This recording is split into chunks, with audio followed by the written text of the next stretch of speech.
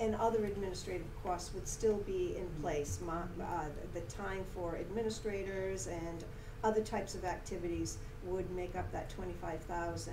And then we had on the town side, the town would still need or still be required to continue to upgrade the buses. So we included that 250,000 on the town side. So the cost to the town, if we self-funded or self-ran our transportation program next year, including 3 new buses, would be $1,508,000. So now we look at the proposal for FY19 from DADCO. And so that is the money that was in the bid. We included the severance, that's one-time payment that we have to make to the drivers. What we're taking away from that number is the cost of the 3 buses. The town will actually receive revenue for parking the buses, $2,000 a month, for $24,000. The sale of the buses, which is $64,000 spread over the 5 years of the contract. So the subtotal of deductions would be $338,000. So the total cost to the town in with privatization of JADCO is $1,198,000. So you can see that there is a savings there, and so. We needed to compare that and show that clearly. So I don't know if that is answering the question that you had. Check one number though. Is that the number of the DACO bid, the total bid? Because that's what that number should be. Okay, that was the number I. The 1198. Pulled out of the sheet. That I gave you, yeah, but I might have been wrong. Oh, the 1452. Yeah. So you want me to check that number again? Well, wait a minute. Yes, we do have the DACO bid. Yeah, no, DACO grand total 1451. It's right. Yep, it's right. Okay. Okay. Thank you. I always double guess myself. I'm sorry. That's fine. Yeah. So, and I don't know if this answers your question. It does. Couple things I might think of adding or tweaking. Number 1, 2, and 3 down below. Yeah. Just to make them clear, I would like either star or something and put them up Here. You know what I mean? Because Yeah. one-time payment. What is that? What's the one-time payment? We know, but the general public and Board of Finance. So 1, 2, and 3 should get stars up by the items that they are. Got it. But the other thing is, I don't know. Does it go? I know we're gonna say this when we're doing the presentation and when we're discussing this with the Board of Finance, but just for the purpose of the public seeing these slides, do we want to almost write a paragraph down there where your 1, 2, and 3 and the school bus is? Because the whole point of this is trying to get the public to understand this 1198 is the cost to the taxpayer. That's what it says. But I understand that, but still trying to get the public to understand that there's a reason why the Board of Ed budget is going up. And that's the reason, right there. It's not costing you more in taxes, as we're showing you right here. This is what it would cost you. Still, how are we gonna... It's easy to explain it. The problem is, that explanation doesn't end up on social media. This slide does.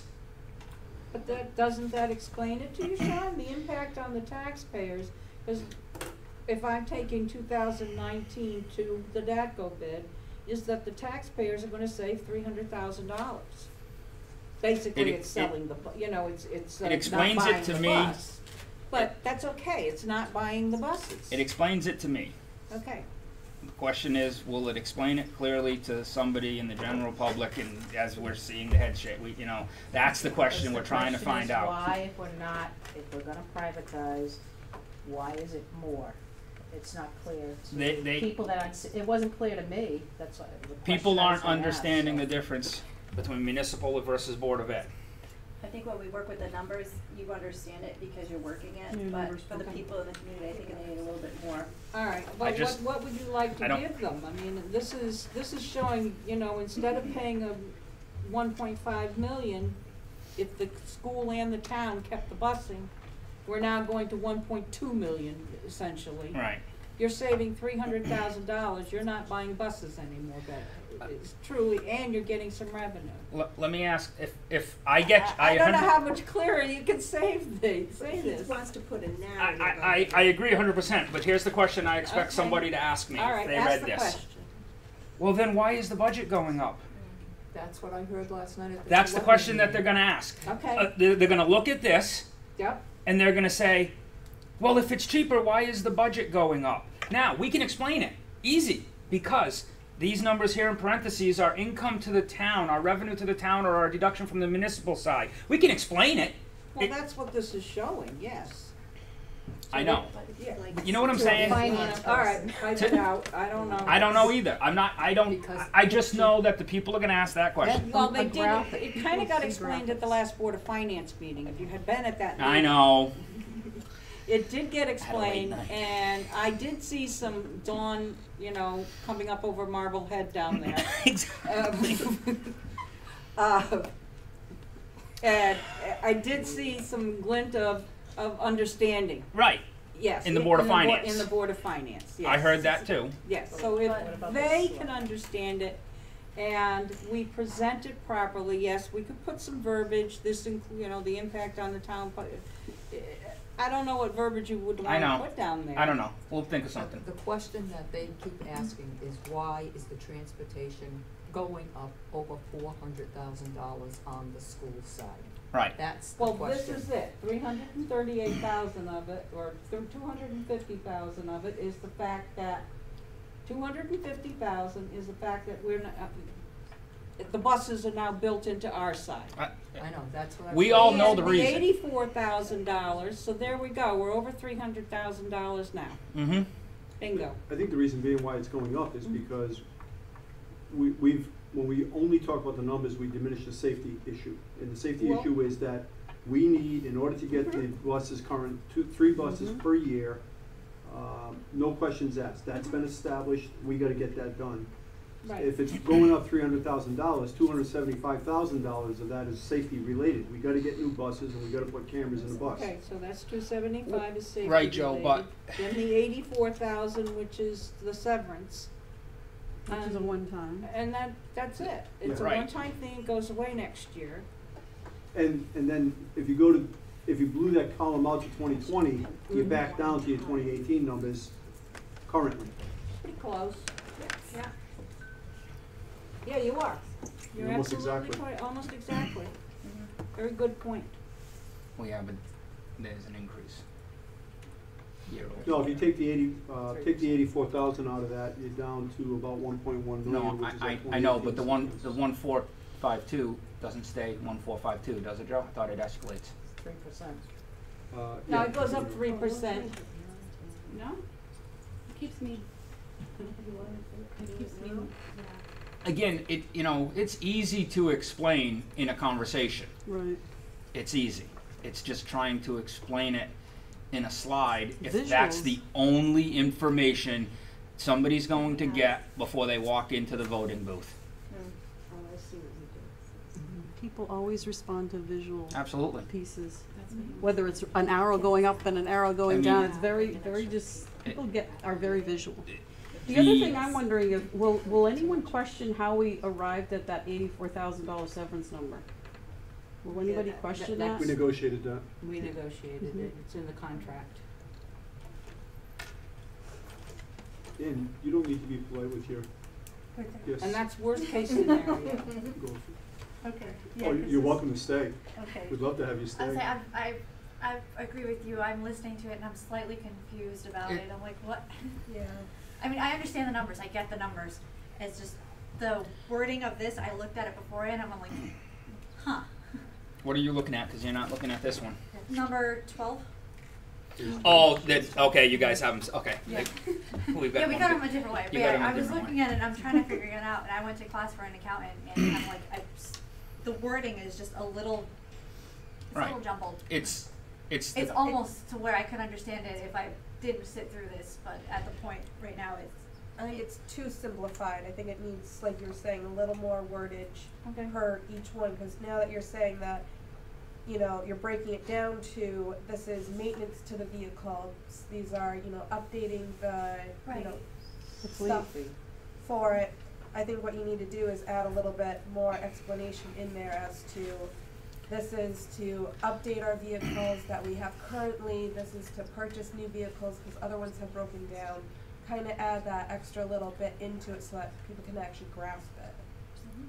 It's all about transfer of responsibility. Right, That's all it is. I agree. It's the difference Yeah. between what was on the municipal budget, which is now on our budget. And we have to, And me looking at this right now, I'd be upset and like, geez, what the hell, like, it's going up so much.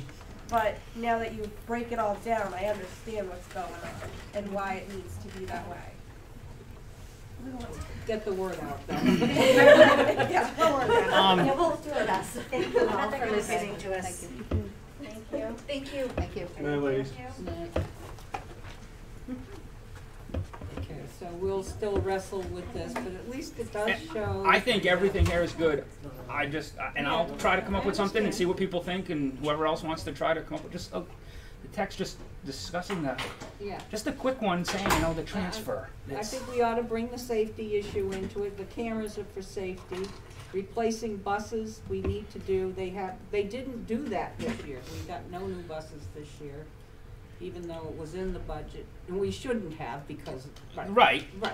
I mean, But that was everybody also said they'd always be willing to pay for buses. Well, here you go. I want to hear that it shouldn't. Well, I think whoever presents the budget needs to, we gotta get past that purchasing issue that it's been debated for 3 years. We need 3 buses a year, that's gone. Yep. That's what it's gonna cost, $250,000 a year. And we just moved that up to line number 1. Right. The first line on the town moved up to the first line on the school. Right. Right, and there's your 1.4. Yeah. So we got an agreement, are we going in with the assumption that 320 is what we're gonna sell the fleet for? Or we No, are it's gonna sell going to the be fleet? something less because the selectmen last night decided to keep the 2 8-passenger vans. So whatever that is, they will deduct that from the Mm-hmm. 300. Did they agree to the 20K per month? Yes, I believe so. Yes, they agreed to that. The smaller vans probably won't be worth much. No, so I mean, worst case scenario, it's 300,000 or so, right? I mean, that's worst case scenario, 300,000. Yeah, I don't know what they were valued at, I'll have to. Yeah, it find doesn't, out. you know, They for had purposes pretty of this, significant mileage on them. The only problem I can see is last night they discussed to have a town meeting about the money that's needed for everything with the oil spill and the new tanks, and also to put on there the sale of the buses. Mhm. So, I don't know what would happen to these figures if the town votes no. well, then that's $64,000 they don't get in revenue, or $60,000 they don't get in revenue over the next 5 years, so that's it. That would be it? Yeah, that would Okay. come out, that would take this number up a little, but it's still cheaper than us doing it ourselves. All right. So- I But then just the onus is wanted gonna be to- on the Board of Selectmen to make sure it's clear to the public that we have to sell the buses. Well, yeah, I mean, Well- they just can't be sitting around Right. gathering dust and turning into, gathering rust, no, Right. no. Well, we need the parking space too. Right. Yeah. True.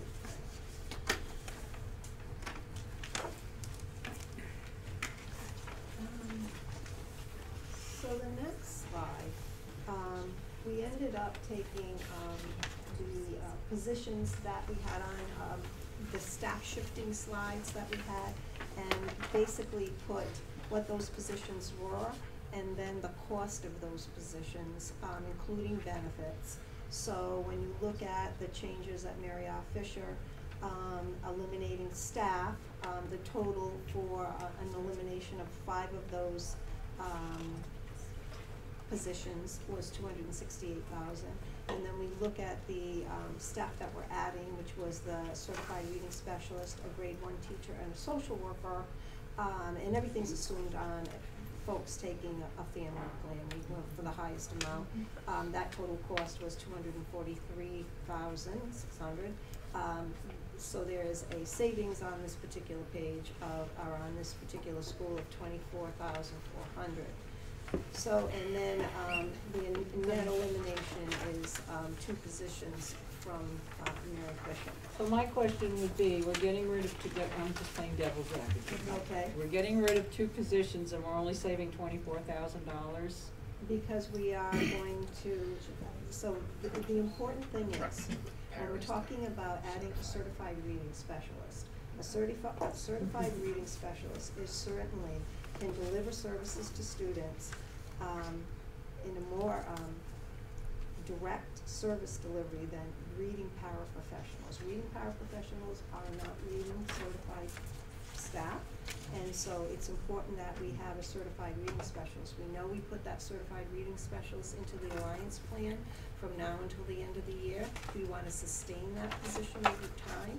The only way to do that is to put that on the local side so that we can sustain that. We don't want to get to that Alliance funding cliff and start losing positions. So we had to look at what we had there. I talked to Ms. Belsham, the reading professionals at that school, and we felt having a certified reading specialist will impact students in a more significant way. So you need to talk to that kind of stuff. And so that is important. Adding the grade 1 teacher is very important because we have 100 students in kindergarten with 5 classes, and there are only currently 4 first grade classrooms. We're assuming that all of those students are going to move up to first grade, so we want to keep our numbers down to 20. I believe that has been the philosophy of the Board of Ed, to keep those numbers down low. Adding another first grade teacher would be important. And then the guidance counselor, we need a social worker. We need the clinical skills that a social worker can bring to the elementary school. Dropping the guidance counselor and adding a social worker, I believe, is in the best interest of students and their families. And that's an even swap, so. So that's an even swap. So basically, we save a little money there. And remember that some of these reductions are to balance the budget. And I didn't do a cross-reference with the bottom line. However, the reason that some of these reductions have been made are also to balance the budget. So when we go on to the middle school, we look at eliminating a paraprofessional and a support teacher. Our goal is hopefully that support teacher will just be transferred to Mary R. Fisher for first grade. And so with that reduction is $127,900. So then we go to where we're adding positions to the middle school. As we have talked long and hard, we absolutely need a reading specialist at the middle school. There is currently not a reading specialist at the middle school, and just for your information, there is also not a reading specialist at the high school at this time. There is not a certified reading specialist. So we're adding one at the middle school. Same thing this year. We're starting off with the Alliance money to fund that position, but next year we want to sustain that in the budget. So it'll be on the local side. We need to add a math teacher to the middle school, so we're shifting staff from and both of those positions are staff shifts from the high school to cover the cost of that. And then I'm really advocating hard for a full-time assistant principal at the middle school. We have significant needs with students and families, and it is critical that we have a full-time assistant principal at the middle school. So when we make all of those shifts, there is an increase in the budget of $84,500 at Thompson Middle School. Then we go to the high school, which is the next page, and elimination of staff is $255,800. It covers the extra cost for the middle school shifts, and then also to satisfy some budget concerns. I will say that I did restore and take out, because I have been on the fence about the history position. We can add that back in if we find that our number is too high, the bottom number. But if I can hang on to that history position at the high school, primarily because of some of the work that we're doing in the academies and some of the AP classes, and also adding the summit platform. Oops. Did I do something wrong? Yeah, you got the numbers wrong. No, it's 2 and 2, so that's 2 and 2. Oh, this is 4. 2124. That'll change Where that. are we? No, you're on the middle school. Oh. 2124. Mm-hmm. Oh, Yeah. okay. So that'll change the net cost. Yeah. And then I gotta fix Which number are you changing? On the middle school, total addition should be 212,400. And then that bottom number will be Well, by 200. 87. Other thing you should correct on, just for that slide, is the spelling of the counselor for guidance counselor. On the, Oh, that's on the, yeah, on the staff for Miriam Fisher. right? Just a minor thing, but No. Oh, that's not it's gotta be mine. Well, actually, corrected. this is the school It's on putting something out, we elementary. should. Is that which one? Yeah, Yeah, Miriam that's on Fisher. elementary, It should okay, be thank you. COUNSEL. Yeah, I missed that.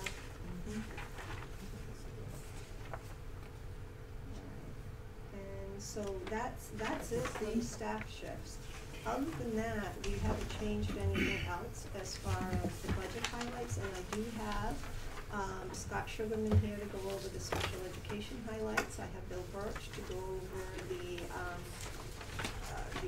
facilities highlights. Heather's here to go over, Heather Burns is here to go over the technology highlights, and Ian Pullen is here to go over the curriculum highlights. So I don't know which one you'd like to take first. Quick question back on the staffing though. All due respect to, people that spoke tonight. Listening to it, I know I wasn't on the board when they were here, but to me it was a failure. I didn't take what they were saying as a success story, because I kept hearing they didn't start learning how to read until high school. So really I didn't think what, I don't know if they were getting that. We shouldn't be finally teaching them how to read in high school. We need to And teach so, them down there. to my point, They So did what have, was missed? I know all those kids, so Yeah. but maybe they felt that it made more sense at some point for them to do the reports. They all had support. I Well, I'm sure that, remember- I'm not denying the fact that they didn't, but what I'm, yeah, I'm but- happy but they got- speaking to what Sean is saying. right. No, Either they lost it and needed it back, which is something now we're focusing on the middle school so that that doesn't happen. I Well, think that they has to needed be the support. narrative. I Yeah. think they did need support. They were certainly not done at, with the need of support even at Okay, high school all level. right. To be successful writing reports, they were, they struggled, yes. I think that there's a I mean, I have a daughter who's a high honors student that still needs help in that area. That's Do you know right. what I mean? And we're looking at it and making a change. Do you know what I mean? We're only gonna benefit from it, so. I think there's an issue with the post-pubescent kids. There's some that struggle intellectually after the process is done. And my concern overall is that we don't even have a reading specialist at the high school, a certified reading specialist. So, I mean, at the very least, we definitely need to implement one at the middle level, but it's not out of the question that when we look at our alliance funding for next year, that we don't put in a reading specialist at the high school. Because I agree that we don't wanna pull that support from those students, and they were success stories. That was wonderful that they came forward and shared their success story, but the reality is that nothing can replace a certified reading specialist who understands how students learn to read, and especially if they have alternate training. And Wilson isn't the only thing. There's Orton Gillingham, there's all other kinds of approaches. Wilson can hit a small fraction of our population to support those kids who that particular strategy works for. And then we have to have reading specialists who understand reading so that they can look at other types of approaches, especially when a student is suffering from dyslexia. And that is really that specialized training. You can't replace that. And to the point that I wanted to make, what we're trying to do is to catch those problems earlier. I agree. And that's what I think that people are missing right now when they hear we're cutting from the high school. My concern would be missing those kids that are in 7th or 8th grade and freshmen and sophomores, because we're yanking it from high school to bring it down, which we need to do, because we need to catch this stuff earlier. But for those 3 or 4 years of kids that I don't want to I don't want to drop back and miss that 3-year group or 4-year group. That's my concern. You understand? I mean, because somebody who's a freshman, we're just going to yank it away, bring it to the middle school, which is where it needs to be. But what about that freshman who didn't have it in the middle school 3 years ago because we didn't have it there? So we gotta catch that. You know, what group are we going to let slip? We don't want to let a group slip. No group slip. So, But speaking to Knob's point, is they always continue to need support through the whole system. agreed, but we don't know how they would have been in high school had they had certified reading teachers in elementary and middle school. Well, Well, they Well, have they them in did. elementary. Certified? They have them in middle. Okay. But the point is, we don't know where they would have been, and that's what that's we need to let the absolutely public understand that. We're trying to do better earlier. Mhm. So, But we have And I increased also- our numbers, we Yeah, and have I- increased our numbers of certified reading people since when they came through. The programs have changed, they're stronger. I think the special ed department is stronger.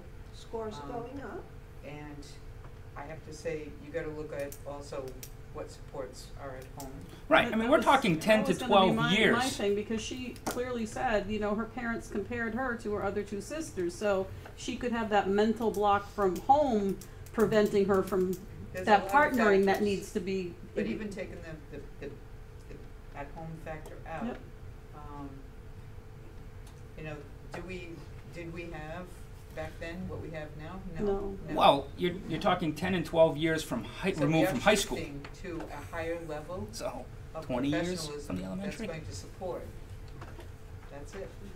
If I could just add one other item, just, I can only speak to one of the students who was here tonight, but I would add that there is also a level of maturity that occurs that some of these kids just don't have to be, I mean, in order to like deal with dyslexia, for example, and the strategies you need to employ, if you're getting identified and noticed for that by middle school and you've managed to get through or struggle, sometimes at that age you're not willing to do the work that's necessary to kind of conquer that. And there's a level of maturity that occurs, and I can only speak to the one student that I know who was here, who was not mature enough until a certain point to be able to A, accept help, and B, to actually employ strategies that would make her successful. So that's not making any other, not advocating for one thing or another, it's just one other piece of the puzzle that goes to speak to Why they were successful. why. And I know more pieces of the puzzle that I wouldn't bring to this Right. table, which, you know, but there's more there too.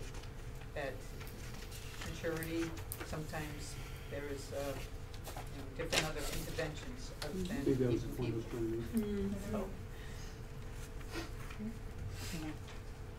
And so, and the point is that, when I look at the district as a whole, where do I see the gaps? And right now, the glaring gap to me, and I've only been in the district 6 months, but the glaring gap to me is at our middle level. And it's no one's fault, it's just that it really does need to be addressed. And, there's only so many pieces to the pie that we have. And so we have to make a hard decision sometimes as to where those resources need to be. And that's more or less the role that I play here, to tell you that this is what I professionally feel would be in the best interest of the district, where you have 4 grade spans, 5 through 8 at the middle level. And, if that gap widens after grade 8, it is very difficult to close and narrow that reading gap. And so there are some good success stories, and thank goodness there are. And do we need a reading teacher at the high school? Absolutely. Do I hope that next year when we get our alliance money, we can put that position in and have those reading teachers there? If we're gonna have 3.5 at the elementary, and that group of students hopefully that number's gonna start to reduce, right? Those students that need intervention as they get up to the middle school. But we're gonna need to assess how many students at the middle school need reading support. If that one reading teacher isn't enough, then we're gonna really have to think about using some of those funds, even though none of us here wanna get to that grant funding cliff where all of a sudden now the grant money's gone away and now what do we do? So I'm trying to figure that out and sustain those important positions. And reading is after the classroom teacher, reading and special education support are key for students to make good gains and good success.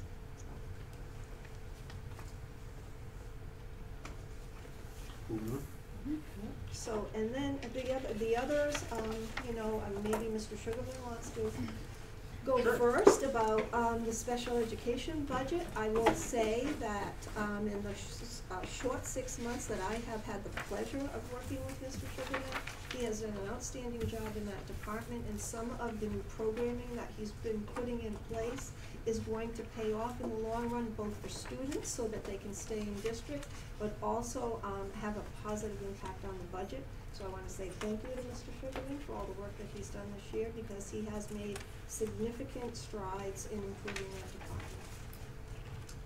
department. So I'll just start with the conversation that was going on, because it goes into my outlook and how I'm looking at the budget at all times. The answer in a lot of cases is not more adults. It's about being really smart with how you're delivering services for students.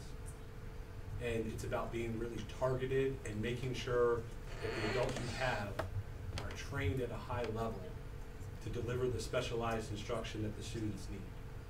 So it's not about when you have a student that has dyslexia to giving them a paraprofessional, but you need to really make sure that they have a highly trained person in front of them, so that elementary issue doesn't turn into a high school issue. And I think I will say this, one of the first things I started looking at when I came here last year was the amount of these staff that we're talking about here. And I posed the question to a lot of different people, the majority, all the special ed teachers, and I said, I asked the question from my lens, my selfish lens and the people services office for that moment, but around if we took 3 paraprofessionals and turned that to an additional reading specialist or an additional special ed teacher, would you be for that? And not a single person said no. So it's not just always about more adults, more adults, more adults.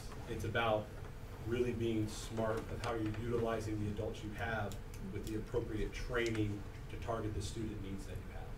And so one of the first things that we're doing is our student need, and you've heard this last year from me in the budget presentation, was the demographics and the need in this part of the state have been changing for many years now. It's a transient part of the state. We have people coming in from Massachusetts and Rhode Island. That was a lot of our new student IEPs came in were from out of state, not just out of district. So one of the things that's happening is we have more students that are dealing with adverse childhood experiences, that are dealing with things that most kids at their age shouldn't be dealing with at a young age. Those things are leading to developmental issues, learning disabilities, behavioral concerns. And so our behavioral need and emotional need in the district has changed and increased. We've added an elementary self-contained classroom that's providing therapeutic, social, emotional, behavioral support. Those kids are going to go to the middle school. We need to be prepared to accept those kids at the middle school level, to provide middle school curriculum and content, while also providing that supportive environment that's still dealing with those kids that still have those social, emotional, behavioral needs. If we don't, those kids are going to all turn into outplaced students. So we're expanding the social skills at the middle school level. The only added position is just a behavior tech, because we're going to reassign an already budgeted and existing special ed teacher to that classroom. It'll make the caseloads at the middle school level outside of that no more than 15 still, which is still below state average. It's still we're still able to provide a high quality level of service for all the other students as well. So the new position is a behavior tech position there as well. And in the budget, it's maintaining the behavior tech that's already at the elementary school level. The other thing that we need to start to look at is the new, I'm going to skip just the diagnostic testing for a moment. The new student support services, the thing that we're adding and really gonna, I've talked to the special ed teachers because I asked a lot of them my first year and a half. And we added a lot, and we changed some things, and we changed some practices. And some of those are still in progress, as you saw in the kind of the strategic plan and where we currently are. My hope for next year is kind of not to so much be adding new, but continuing the expansion of what we've already have in place. So that new student support services is really taking co-teaching that what we started and taking that to the next level. Taking the social emotional support that we have in place, not just in the self-contained classrooms, but in all classrooms, and expanding that to the next level through Title IV funds, through Alliance District, through mindfulness, through restorative justice practices. So it's taking those things and just expanding them and moving from kind of phase 1, 1.5 to phase 2 of what we've been talking about in the strategic plan. As far as diagnostic testing, this has kind of been one of the, I think, the biggest bugaboos in the budget, because what happens is with tuition costs is we have students that come into district, students that are here. A lot of times we end up, there's kind of 3 things that happen. One, we have students that are already outplaced that we know are gonna end up either staying there or might at some point transition back halfway through the year when they're more ready. The other thing that happens with outplaced and that situation is new students that come into district, which we had a couple of those this year. But also there's some students that sometimes we're not quite sure, they just might need to be diagnostically placed, meaning it's a temporary placement. We're gonna put them in a SOAL setting. That setting is an evaluation. It's going to give important information to us as can we still provide a level of support, or is the level of support that student needs beyond what we can provide appropriately. And so one thing that we're budgeting for in the budget is those kind of unknown diagnostic placements that happen all the time, or new students coming into district, or on average you're going to get kind of one DCF placement that's telling you there's a DCF student that's in your district now that you are now responsible for. We might not have never laid eyes on this student, but we are fiscally responsible for that student, and that student is outplaced, or already outplaced, or placed by DCF. So that is built into the budget this year, because what happened in previous years, to be honest, is something I just kind of didn't catch last year when I did the budget, didn't think about, is that this idea that when that money comes out of our tuition line, then we run short of our tuition line of what we knew was there. So we're accounting for that. The board certified behavior analyst, the BCBA position, that's just to highlight, we have a high need. We've been contracting out that position at over $130,000, $140,000 throughout the years, for the past at least 5 years now, I think. So we're bringing that position within district. So that will be a full-time position here. Right now at the contracting, we get that person around 2 times a week. There's another person that comes that's not a BCBA, it's a BCABA, that comes a couple additional times too as well, but now we'll have a full BCBA in-house, in-district, 5 days a week, and some over the summer too, which is responding to the need of our students that are in place. And then last, I mentioned this before, is with the behavior tech positions. One, we're adding that new position for that middle school classroom, and we're just maintaining that behavior tech that's there in the elementary classroom going forward. There's a couple smaller things that we just did with the budget just to balance it out. So some of the sublines, for example, kind of for unknown reasons, the subline in one area was exorbitantly higher than in the other. We kind of just balanced out the sublines across the board for teacher subs or para subs. So that's why you might see, this subline was a big reduction and that subline was an increase. We're just trying to balance those out.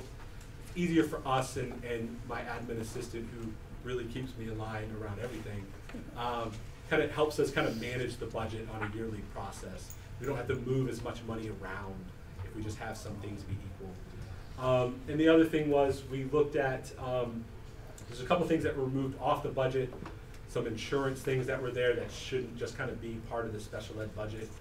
Another positive thing is our Medicaid cost, which is that negative number that you see on the last page.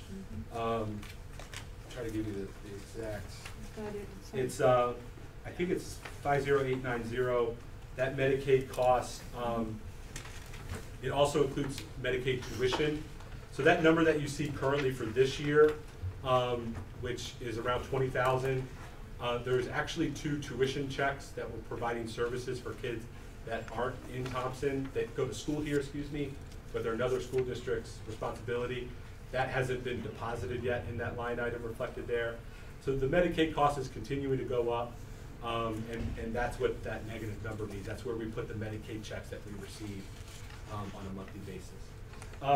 And lastly, with transportation, there is transportation lines that are still here in the budget. Those are mostly for our outplaced students. There's a special ed transportation paraprofessional. There's one student that requires a paraprofessional, it's the bus monitor is the official name on the bus for a variety of reasons. But the line there, that's 332, that is for our outplaced students, their door-to-door services that happen, that we're budgeting for that in there as well, in that partnership with DACO or our other agencies. So, That's all I have. okay. 2 things on this. Going back to your other placement, so you're saying that you, instead of just putting it all lumped in like we had this year in the 770,000 on the budget, currently we're running at 822,000. You've now broken it out to the 30, the 20, and the 80. So if I add all those back, I get 673,000. That I compare to this, well, actually the 822 or the 770. Were those previously in that line item? Those numbers? Yeah. Yeah, so our outplaced tuition were both the special ed where it says other placement, Yeah. 50560, and then the East-Con tuition, which is 285. Those have been our like outplaced tuition lines there. Okay. And so the East-Con tuition is staying the same at 285. Yeah. The in-state, public in-state tuition, I'm sorry, the special ed other tuition went down from 770 to 543. Scott, what page are you on in the budget? I'm sorry, page 14. 14 in the back. Yeah, under the departments. But see, but my problem is, Scott, is that we're currently running at 822,000, which is it's above budget already. And I've forgotten whether that's an estimated year end or that's just year to date. I'm not really sure what that current year actual is. We encumber it right away. So you have encumbered, yeah. Okay, so this is what you're anticipating we're gonna end up the year at, around 822,000 spent this year? Yep. And you're taking it down to essentially 673,000. No. What we're taking it down to is from 543 and 337 from that line. Yeah. 30,000, 20,000, 80,000, and then 285,000. All of those lines are tuition. Oh, the costs. 285, I didn't see Yes. that, I'm sorry, okay. I mean, that makes a big difference then, cause I'm going, that's a huge drop. I believe the difference is 130,000. Okay. Around 130,000 from previous year to this year. So I have 673 plus 285. That's gonna give me 958, you're going up. Wait a minute, let me do this again. I've got 543 plus 30 plus 80 plus 285. Yeah, 958,000. So, okay, that makes, that's. Scott? So it is a slight reduction there. No, it's an increase. You're going from 822 to 958, picking up. But you didn't add in these tuition. Yeah, I got 1,055,000. Oh, I didn't, oh, I'm Yeah. sorry, you're right, I didn't add that in down So below. you're minus 97,000. Okay, okay. So what we're doing is the reduction from what we, so when we budgeted for 770, the reason why those are up is because we didn't budget for DCF kid that came into district. We didn't Okay. budget for a kid from Massachusetts that moved 2 miles down the road and became a Thompson student. They were already outplaced. Yep. So that reduction from 770, or what was budgeted last year at 770, I know it's above, but what was budgeted at 770 down is those students that we know are graduating from outplacement. They're seniors and they're moving on. So we're not going to budget for that. And there's limited foresight as what's coming in. Yes, that's what we're trying to account for, so we're not pulling out of that as much as possible. Okay, so you're going down about 169,000, which divided by.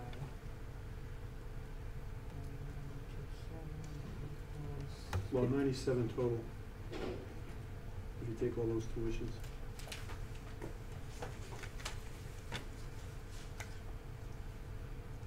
I took the 822 and the 304, I got 1.1 million, and then the others add up to 958,000. Correct. So that's 169,000. That's about 15% that you're decreasing. You comfortable with that? I mean, as As right now, yes. You know, like, I mean, I think the thing is, and learning from past experience, you know, the two tuition lines that are kids that we know, that other placement line and the EastCon tuition line, Yep. you know, I'm not gonna fake a kid there, right? So those are the kids that we know are gonna be there at the start of next school year. There's a couple kids that we're constantly in conversation. You know, Superintendent Smith knows, I've been talking with parents all year. You know, so to transition a kid back, it takes months, it takes years. You know, we've had those conversations with our staff here, making sure like we can handle that and having them be part of those conversations. So some of those kids that are definitely gonna start next school year outplaced, you know, there are a couple that we've started those conversations. You know, because you have to. You know, so at this moment, yes, you know, as I said last year, and I'll say again, you know, it kind of, I will be as transparent as possible where that kid that comes into district, you know, can really throw it off, you know, and my job is just to be as transparent with my superintendent and with you all when that happens, to say this happened, and I put that in the board reports to say these students came in and we didn't budget for it, and this is what we're trying to do to deal with that cost, or we're just gonna have to pay that cost, because that's our responsibility. Well, we're definitely showing an increase, or maybe we're staying flat, whereas this year we're going, you know, we're spending above budget. And we could be showing just about from budget, if, you know, when, it makes no sense to compare budget to budget because I'm comparing actual. So when I look at actual, where we have missed our budget on both lines. Yep. And then you're saying that we're gonna you're pretty much keeping us flat with last year. What we budgeted last year, not what we actually spent last year. And I appreciate that you say you have a senior aging out possibly and these things, but since we're constantly, and that was what we said last year too, and that's not showing in this budget. We're bringing new kids in. I think to Sean's point earlier about the transportation, I think without me having over an hour with 90% of the community to be able to explain the Okay. nuance. You know, like Right. I, I'll like let it drop, I- as long as you're comfortable with it, I'm not. No, I appreciate, I'll take more money. Well, I know you will. So, like. Well, I, you Not know, mine. I think Bill has given us a few bucks. So. I didn't say I was giving it to him. Yeah, Right. you don't think you're gonna Well. But I really appreciate what you're saying, cause, I would like the luxury to think that way, and I'm trying to do it as much as possible with those other tuition lines. Uh-huh. They're like, oh, and I know they're labeled the wrong way there, it's just it's the EDO 01. Mhm. So where it says public in-state tuition, that's actually the diagnostic placement. We just, for some reason, the title of what that line item hasn't changed. So Uh-huh. where it says VOAG tuition, that's 18 to 21 tuition that we're responsible for. And the foster home, that actually could probably stay the same, because that would be Okay. DCF tuition. Okay, so, and it makes a lot of sense to me to have it broken out and For very specific purposes correct. and reasons. I So. appreciate that. So I appreciate what you're saying, I just, there's nuance to it, so at the current moment, Yep, and projecting out of who we have, it all kind of one kid, like I said, averages $70,000 plus transportation, right, so, you know, okay. and so, I'm just, yeah. Scott, can you talk a little bit about the autism teacher? Because I thought that program was expanding, and it looks like the teacher salary went down. so there was a teacher in that was budgeted there, that, it's just kind of housekeeping cleanup. That person never had a autism certification. That teacher worked fabulously with students that were in that program, Yep. that were in those classes that had that need. It's just, it was more of a fiscal cleanup to take that, because that person didn't have a special ed certificate, out of that salary line and put it in the general, I think in a school line item spot. So basically, we haven't eliminated a person, we've just taken that money and moved it. Just cleaned it up because it didn't belong there. We shouldn't use special ed money. But for is she someone that- still actually working with the autistic children? Currently, right now, she's having some role with But it. as of next year, she won't be? The need won't be there for that. Because I'd rather show the money where it's being spent. Right, Yeah. that's why they made that move. That's why we made that. Okay, good. Is that due to outplacement? That, Well, what happened was, one of the students that she was working with this year ended up being outplaced. And so the need there just it's not gonna continue into next year. So the role was kind of reduced a little bit this year, and it's gonna be further reduced, and that person's gonna be, I don't wanna speak out of turn, I don't have offhand exactly what school that person was gonna get up to. Thank you.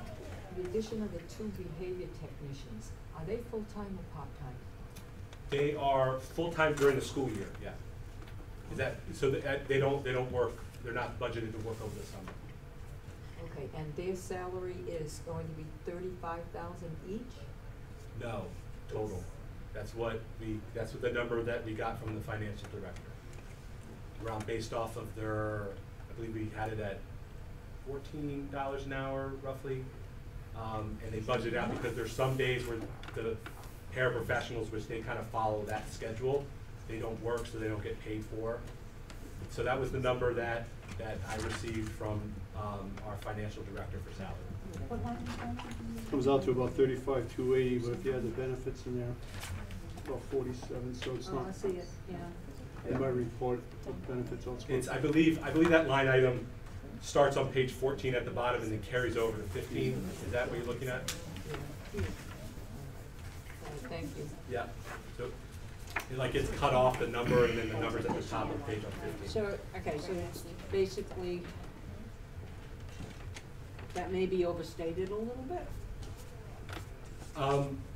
You know, the salary stuff, I can have Bev run it again to just to be double sure and be really clear that this is 2 positions, these are 2 people, and covering that cost. But when we did this with Melinda and our finance director, and we talked about it's 2 positions. That was the number that we received after we. Well, I think you need to approach it from based on how many hours do you anticipate these people working at $14 an hour? Yeah. Because you just said they're not there the whole time, they're not working 36 hours a week.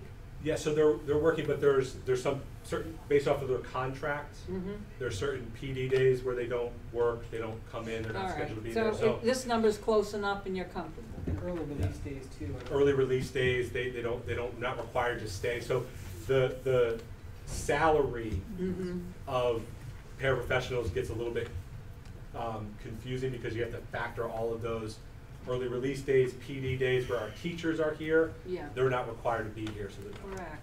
180 days times $14 times 7 hours a day is Yeah. about 17,000. So And it's less minus, than that. minus all that, it comes down to about what he's using.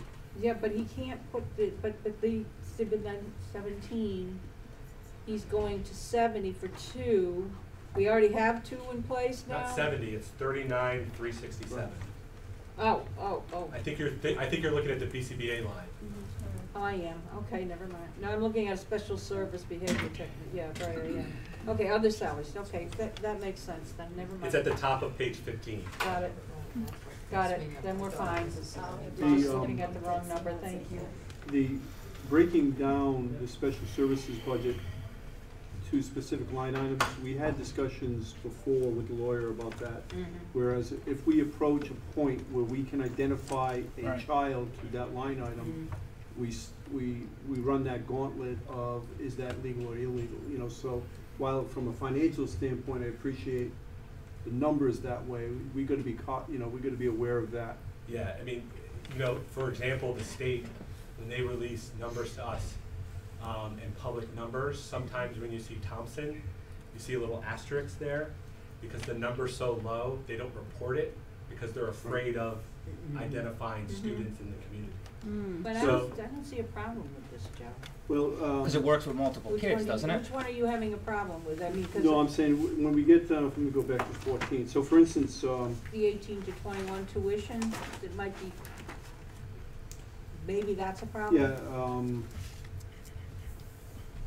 if you go to foster home tuition, for instance, Yeah. you can, I see if what you you're break saying. that down. I see what you're for- saying. yeah. I mean, it's You a can valid get into point. I think, I'm trying to be as strict as possible around confidentiality. Using kids' Yeah, it was a initials or problem just before. using a kid's you're first initial, correct. and people have the context, so it is something to be aware of. I understand. If you have like an autistic budget and we only have one autistic child. Exactly, yes. You can't put that in. Yeah, I hear you, I understand that, okay. Any other questions? Yeah.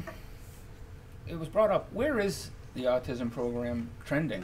Is it trending that we're seeing more kids come in or not? And No, now trending I away think from. last year I started to call it Autism Classroom because I think it's hard to call it a program Right. now. It's not trending where more kids. So the kids that are in that classroom are some pretty higher need autism students on the spectrum with behavioral needs combined with some cognitive issues. Okay. I will say the number of students being identified with autism in Thompson and the state is going up. Just like, and it's starting to flatten out. And all that is, all you can kind of point to is the students identified with dyslexia is going up.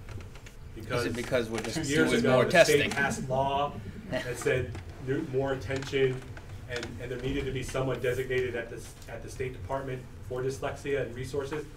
So So of course the numbers are going to go the up. knowledge goes up. That happened with autism around 8 years ago. Now, So I would say just off of that, like our number there, it's a lot of early childhood kids that are really trying to invest in early. And they are kind of staying with that teacher in that classroom for 3-4 years. And they're slowly being integrated into the general ed classroom setting. one of the reasons I asked that is, I've asked a few times over the couple years that I've been on is, big picture, long term, haven't we talked about wanting to take kids from other schools? And that's why I still continue to call it the autism program, because I thought when it started that was the goal.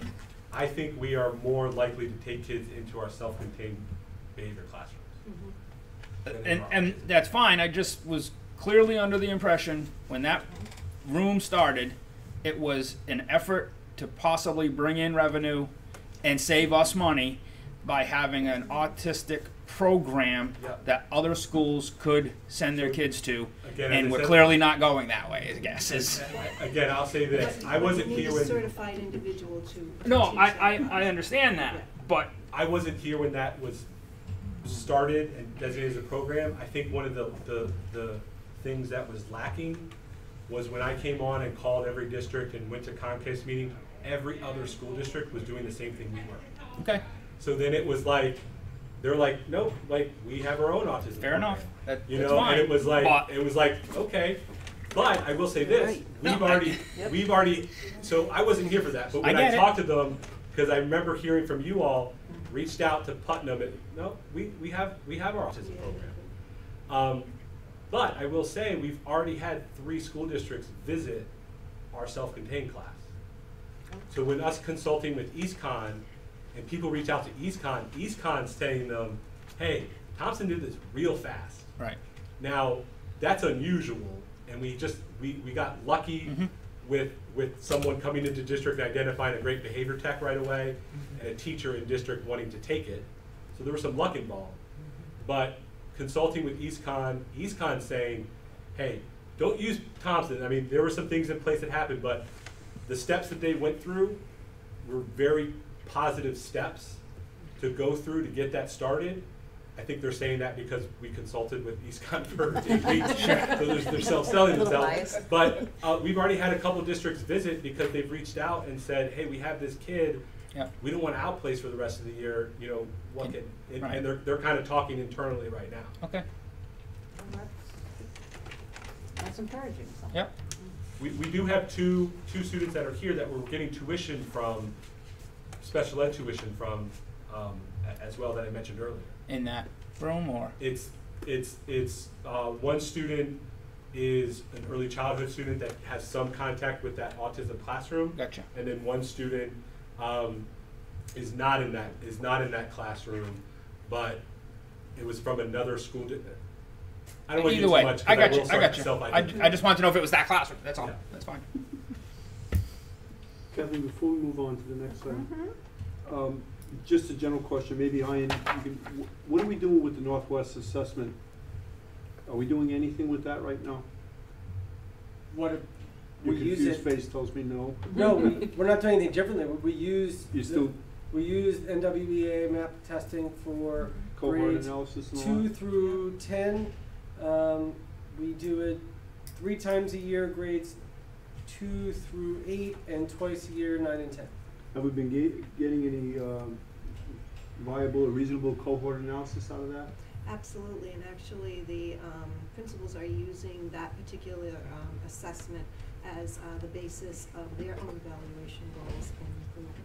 So that particular assessment is giving us some good data. If Noveline were here, I'd brag on the work that she did in regards to data analysis, including the newer assessment and all of the assessments that she has. And she's doing really concise assessment work with her team, and then trying to really hone in the resources on the kids that are coming up, not the kids that are identified as having disabilities, but that other layer of student that really might get missed. And so we have like the DRA and others, and the NEWA at the other grades for a good screener to see how kids are doing, and then they do a mid-year assessment, and then they do one at the end of the year. So they're really tracking those students over time. And I'm pretty impressed with the work. I will say this, there's something called a RIT score, which out of that NEWA assessment is the growth, and I did a little bit of research on that RIT score in relation to our own administrators' evaluation. And so they gave me their evaluation growth and said, I'd like to increase a RIT score of, maybe 1 or 2. And then when I did an analysis on the average growth of that, it needed to be a little bit more rigorous, so I talked to those principals and we bumped it up a little bit, and so we're starting to see that growth toward, hitting that average RIT growth. Has it provided any benefit to the adjustments that we've made in the schools with regards to Professional addition, subtractions, that kind of thing? I think the work you did around your math and your ELA prior to my arrival, adding more resources for the elementary Wonders program, adding your Math Bridges program here, and the professional development that went with that, we're starting to see the scores move up. And Ian's going to do a presentation at the next board meeting. And even though we are an Alliance district, we did see positive growth in our scores, so you are going to see that reflected. That's just a teaser, you're gonna have to wait until. Stay tuned.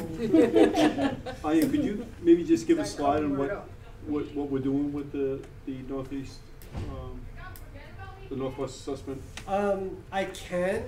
The only thing that concerns me about that is the you call it the Northwest, and I don't. We all always call it NEW or NWEA, so it's losing in my head. Oh, okay. But the education, we use acronyms. Right. Yeah, of course, right. The NWEA testing is not the same testing that we get evaluated on by the state. Right. So we're constantly juggling both to kind of. And there's not a good alignment. And there's no right, and that is the other piece, is that there's not an obvious alignment, even though they're both done on a computer. So at least that much is in alignment. But the types of questions that are being asked on the NWEA are not the same types of questions that are being asked on the Smarter Balance Assessment and the SAT. So. And I think that was the benefit for bringing that system in, that we could do mostly cohort analysis, so we can track kids as they go through, and we do, grades or teachers, and we are able to. And I have a parent of a middle schooler who I have been in contact. She's very interested in this, and she and I, every time there's that we run through another battery from the NWA, I send her the test score, and we talk about her kid, and we've watched her kid go up and down, and we do talk about it all the time. Okay. So we do look at that with groups of kids, specifically departments, grade levels. There's also a lot done. We do see that over the last couple of years, we have, we end the year more often than not with our students at or above the norm score, RIT score. Mm-hmm. It's more than enough. So we are seeing that, which wasn't the case before. So we can say that. And it's a lot of little data points that you have to kind of review, and then actually look at the authentic work that the student is doing in the classroom, and that whole picture gives us that picture of growth. But that is an important piece of that puzzle. The third piece being that those assessments themselves, those two assessments themselves, differ from in many cases, the types of assessments and things that are being done every day in the classroom. So trying, one of the things that we're really working on, this is one of the things that Nav and I are working on together with her data team, is really trying to look at all of those things together and see where we can find some common ground so that it doesn't feel like three different things. If you think about it to the kids, that's three different things. I don't know how you're going to ask me that question. So trying to align them so that we minimize the differences is one of the things we're looking at, if that makes sense.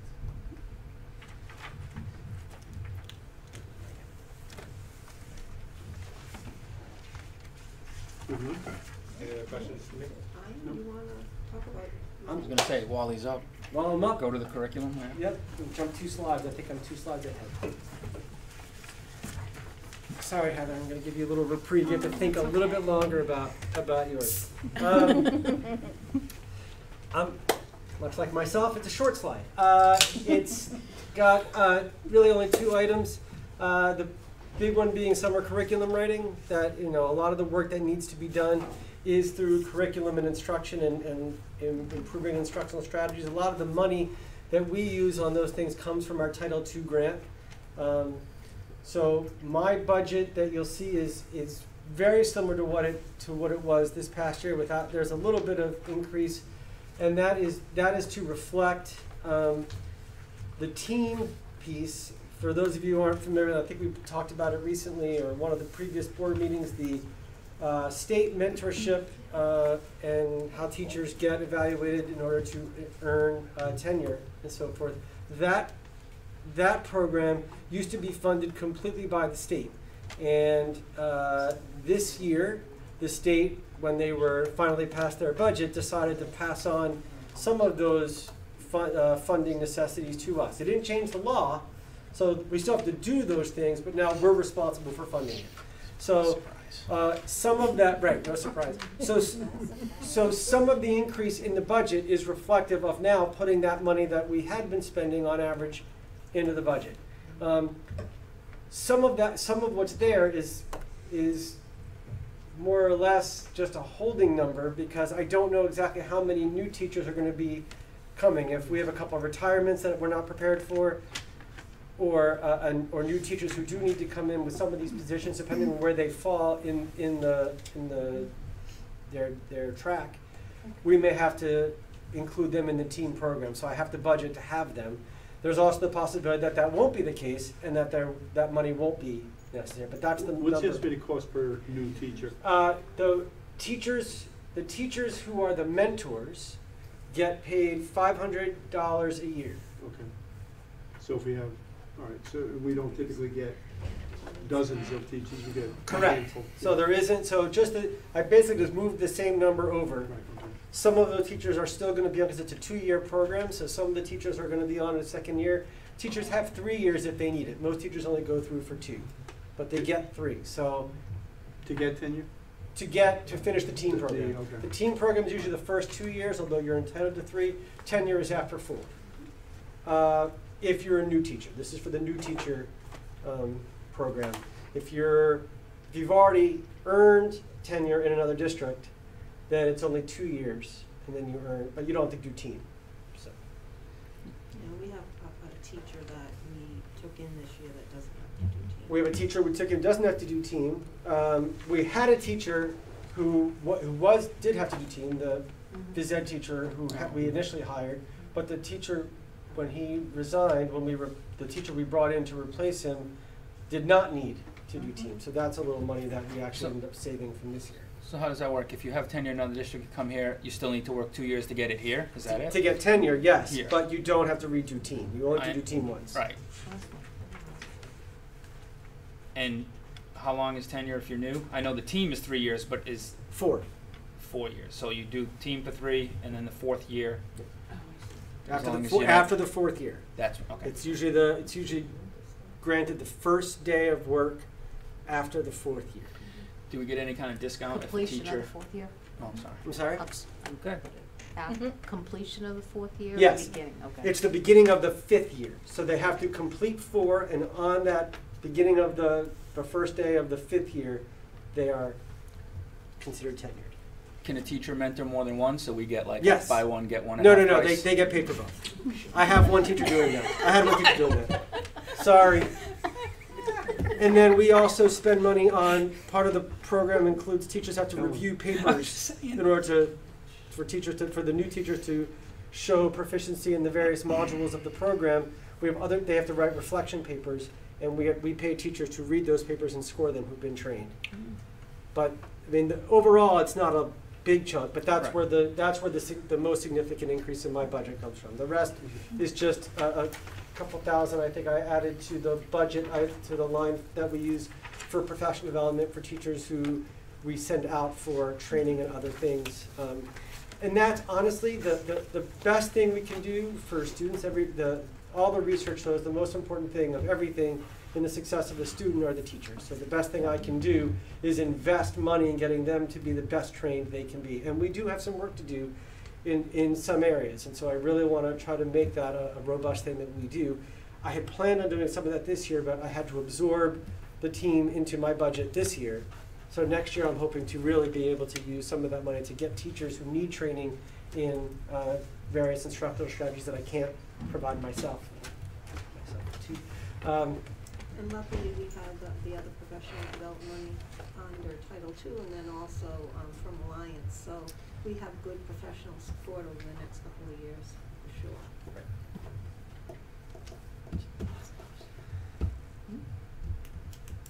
I'm nothing but if not efficient. Is there anything else I can answer for you? Okay, sorry, Heather, I gave you all I could.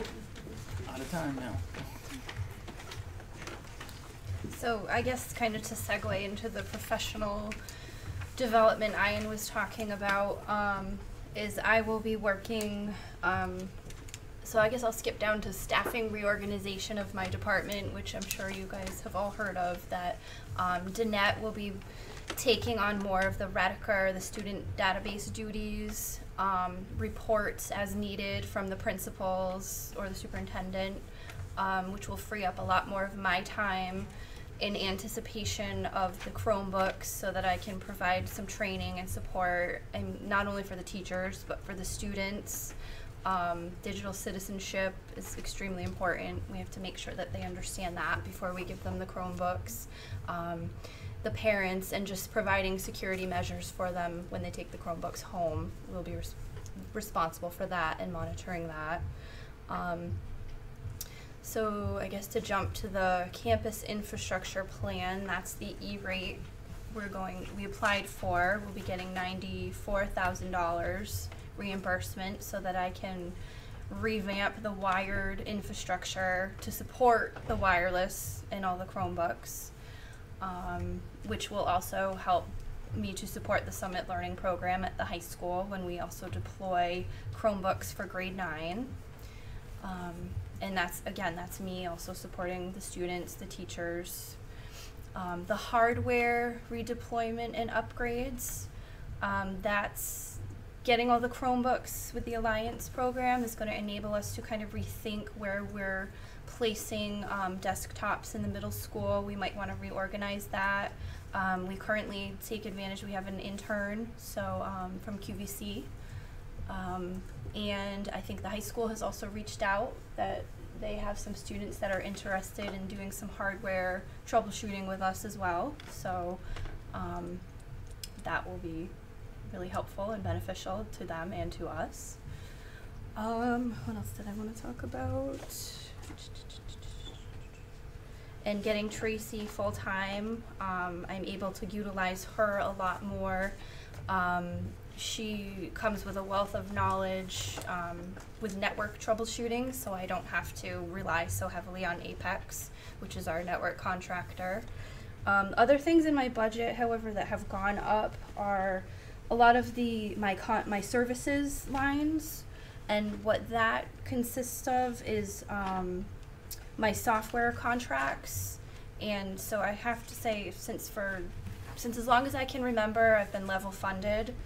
But these contracts do go up by a small percentage each year. So this year, that reflects how much they've gone up. I also had to add in. What page are you looking on in your budget? So this is 22, page 22. It starts. So I've had to add in the virtual high school, SolidWorks, which we use in the high school. In previous years was covered under a grant. This year will not be.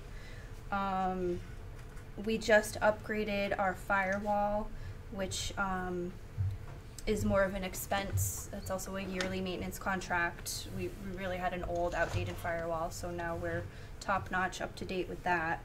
And the same thing for our email program. We're on Office 365, that's in the cloud, so that's a yearly expense, which is beneficial over time because now we don't have to keep servers on site and have to update a server every year. At most. So I think. Heather, so currently in your department is yourself, Danette, and Tracy? Yep. And was there a part-time, the young man that was there? He's the intern. Oh, okay. Which he's not paid. Yeah, okay. I had a question about that. So with all the improvements and all the, new Chromebooks that are happening, and with the vast amount of, computers that we do have, is the one, I mean, I know there's 3 of you, but each one of you has different things. I can see that we're budgeting for that amount of people now, but do you feel that with that increase, will we be looking at, additional staff? I know you can only depend on interns for so much, but. Right. I think for the time being, I think we'll have to wait and see. The Chromebooks right now, we have about 150 of them throughout the district, and I can say that they're awesome. They support themselves, they update themselves. We've only had to send 2 out for repair. That's not with the students taking them home though, which, we might spend a little bit more time repairing those issues. But, so And I'm, the other area we really want to get into is the on-site professional development and eventually work our way into having a technology integration teacher, so that they can support the teachers in the classroom and co-teach integrating technology. That's like on our wish list, and I know, I don't know where it falls. Heather's in the process of developing a technology plan to bring before you in April, but somewhere in that continuum of years, that position falls. And it is something we are gonna have to address. We're trying to do a little bit of that with our alliance money, freeing up Alicia Gozick at the elementary level so that she can help the middle school teachers use the Chromebooks, do the Smarter Balance interim assessments that Ian is setting up, so that students have practice with those types of questions. And then also just getting into Alicia and Heather tag teaming around Google applications, getting folks to use the Google Docs so that kids are putting their work in the cloud. We heard this morning when I was going over Heather's mid-year goals, that, you know, people are still downloading on a flash drive. Well, that's not even necessary anymore because they can access it in the cloud. So we've got a little bit of work to do with our faculty and staff, and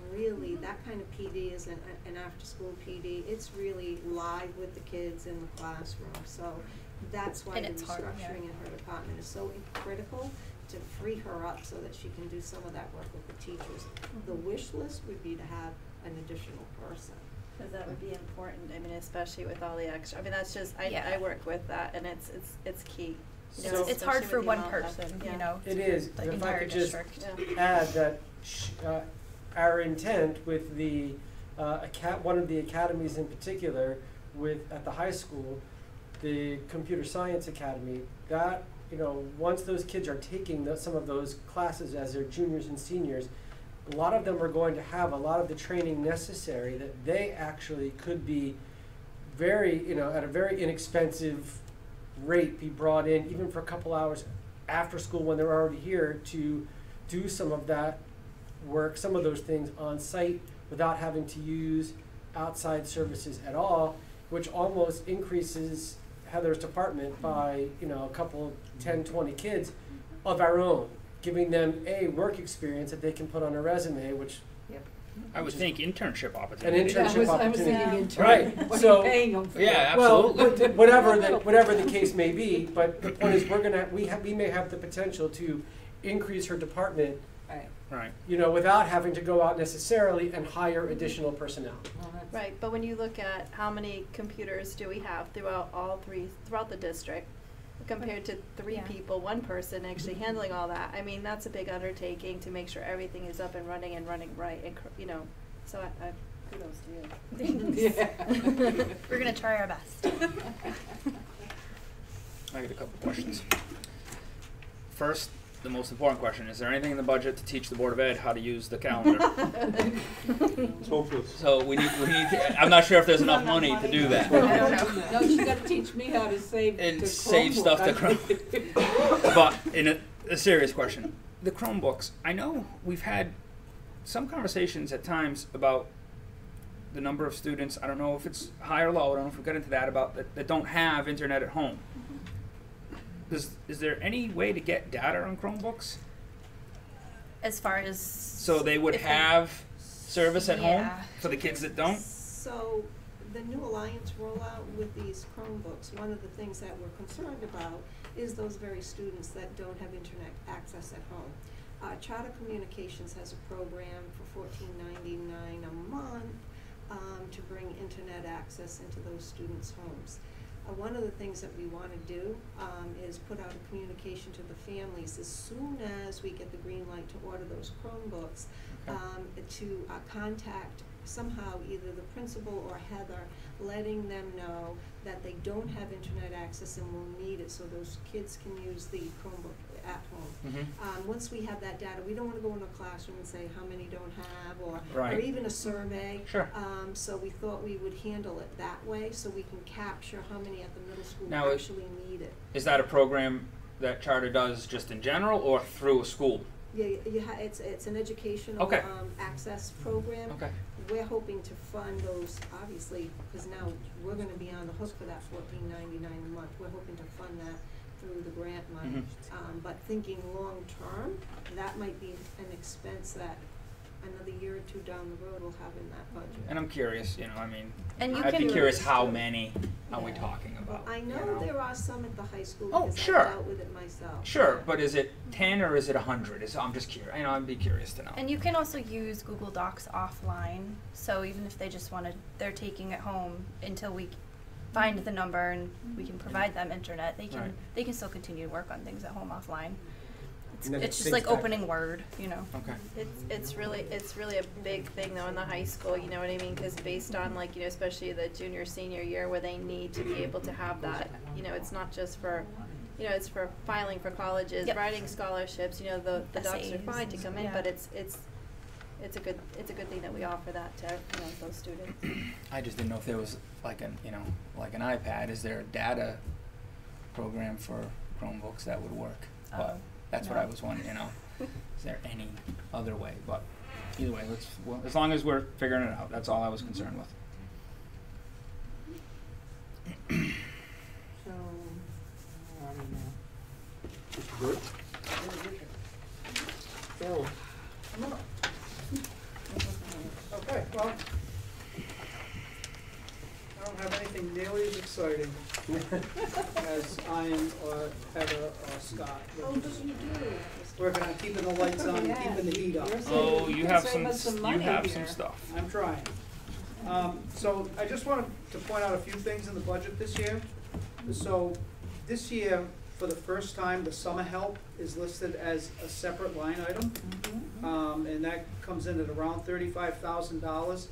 So it looks like a giant increase because there was zero budgeted last year. But we always moved funds from either the substitute line or somewhere to pay that. But that actually reflects what we spent last year. And I have to say, the dollars I spend on those young men that are out there cutting brush and changing ceiling tiles is maybe one of the best values we get. Beyond that, I want to go to code 50431, which is building repair and maintenance. What page, Bill?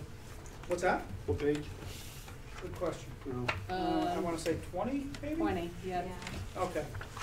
So 50431 is building repairs and maintenance, and when you eliminate salaries and supplies and custodial supplies, which are pretty much fixed, No, it's back on page 19.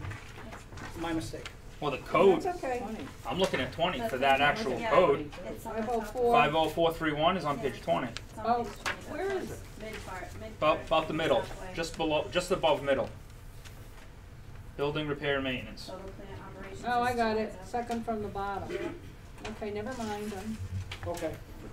So it's repair and maintenance and supplies that carry out the lion's share, and they go hand in hand. Repair and maintenance, all those things we gotta do to keep the lights on and the doors open.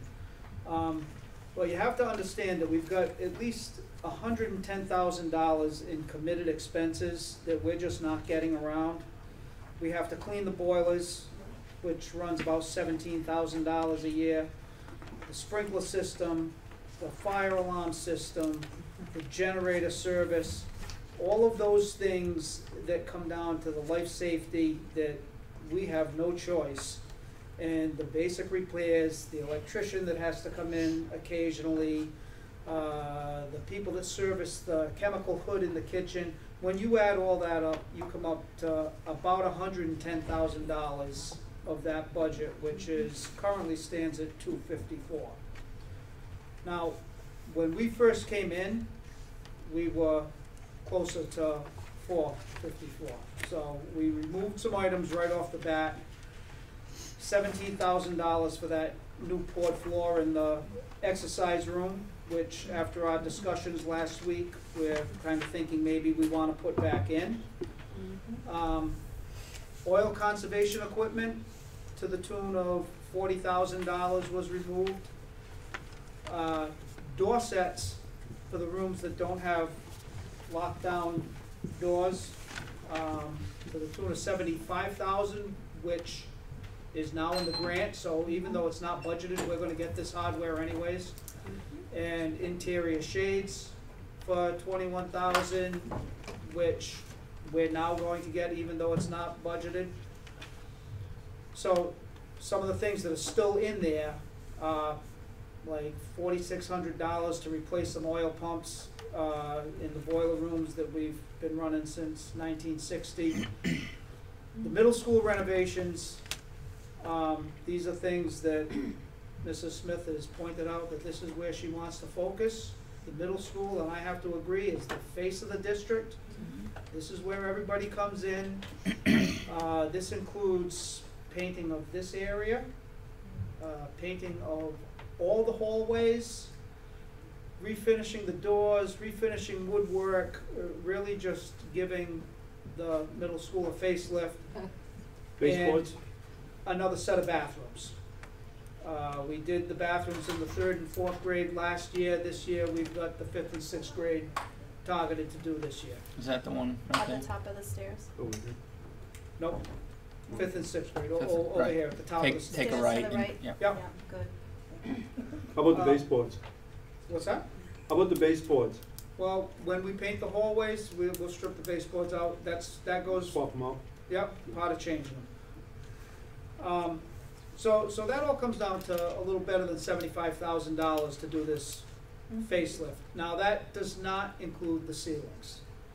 So if, anybody noticed, and God, I hope someone did, last year we replaced the ceilings all in this hallway. Oh, we don't, certainly And noticed. down the side, but that's coming out of a different line. That's coming out of supplies and out of that $35,000 for my summer help, because what it would have cost us to contract that work out to have it done, as opposed to the 2 guys I had do it all summer, it was probably at least double. So that comes out of a different line item. Some control for the Early Childhood Center. When we had our strategic plan meetings, one of the things that came up was that on half a dozen days, that Early Childhood Center on the 2nd floor, the rooms approach 100 degrees. And that is absolutely correct, they do.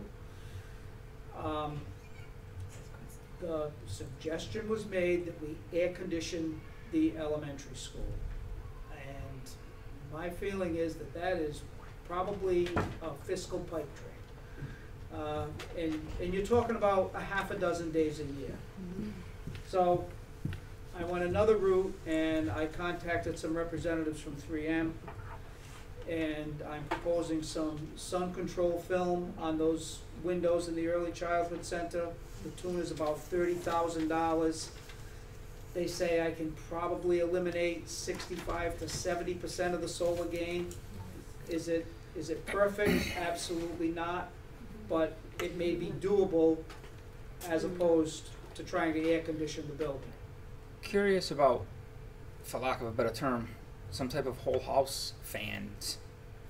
You know what I mean? You know what I'm saying? Well, I do know what So- you're Like saying. the attic fans? Right. Sucking. Well, I'm curious if I know what you're saying, Sean, and well, to that answer, the HVAC in that part of the building has outside ventilation, but when you have a wet bulb temperature that touches 60 degrees, you're better off not to bring in any outside air.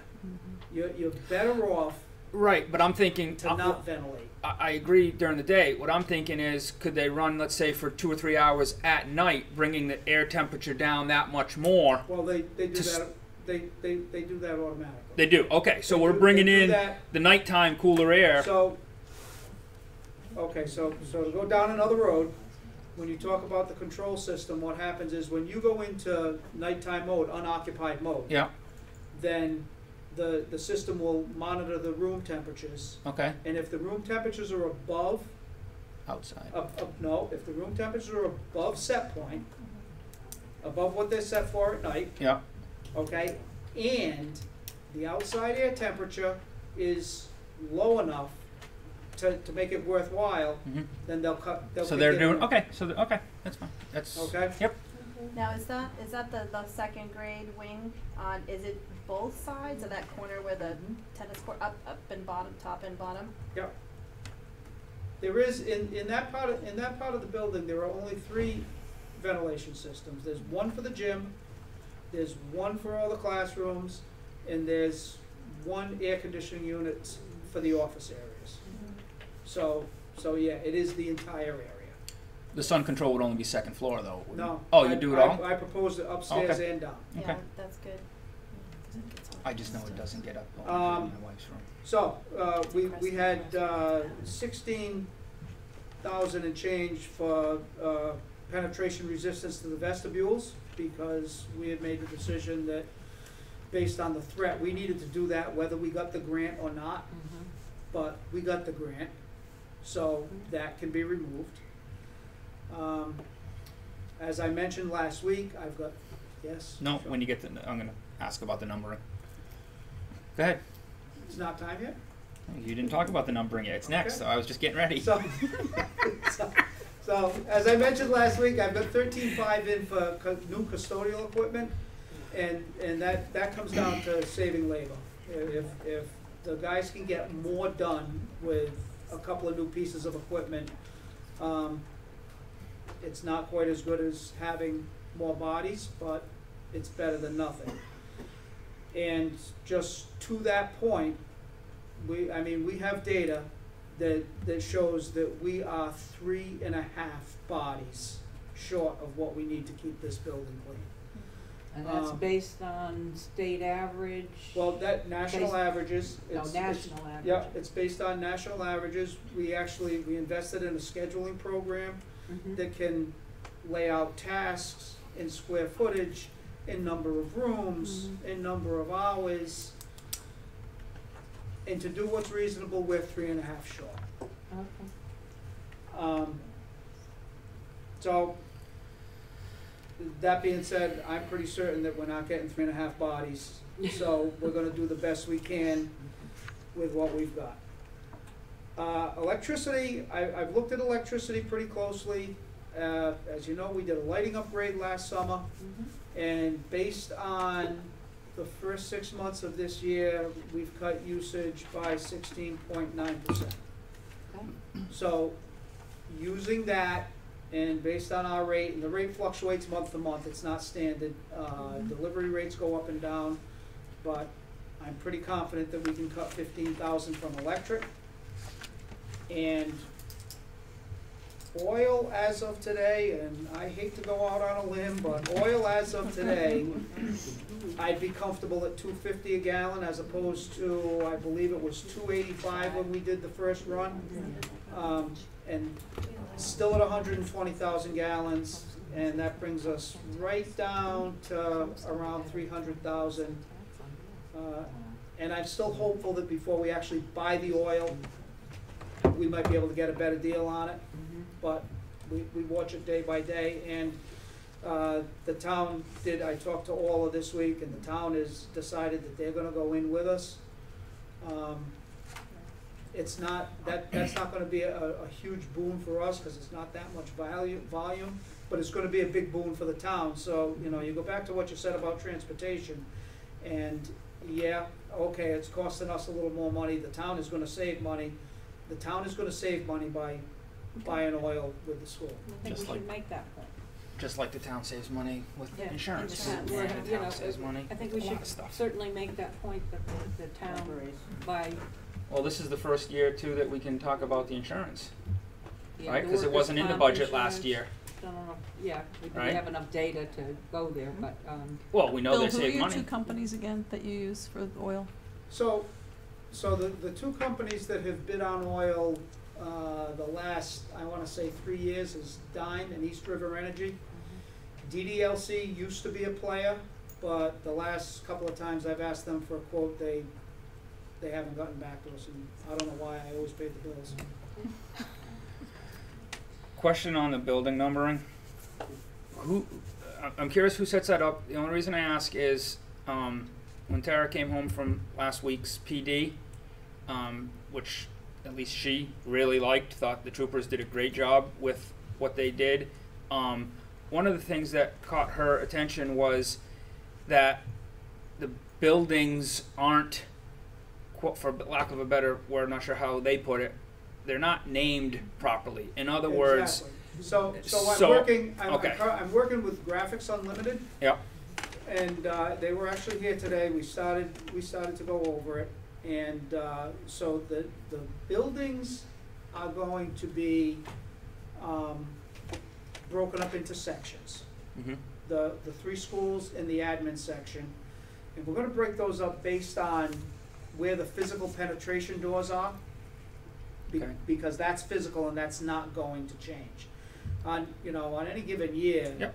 Room numbers or assignments may change, but those physical penetration barriers are not going to change. Mm-hmm. So that's how it's going to be broken up into 4 quadrants. They're going to be color coded. It will be A, B, C, and D.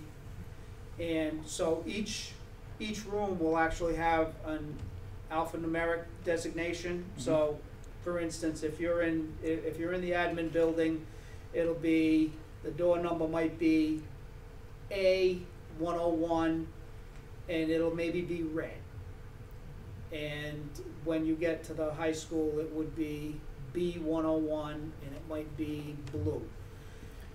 So the floor plans, as they go out to the first responders, both the state police, the fire departments, and we're actually looking to get a mutual aid agreement with Webster PD and perhaps Burrillville PD, mm-hmm. because they're going to get here faster than our own state police will. Mm-hmm. So they'll all get the plans.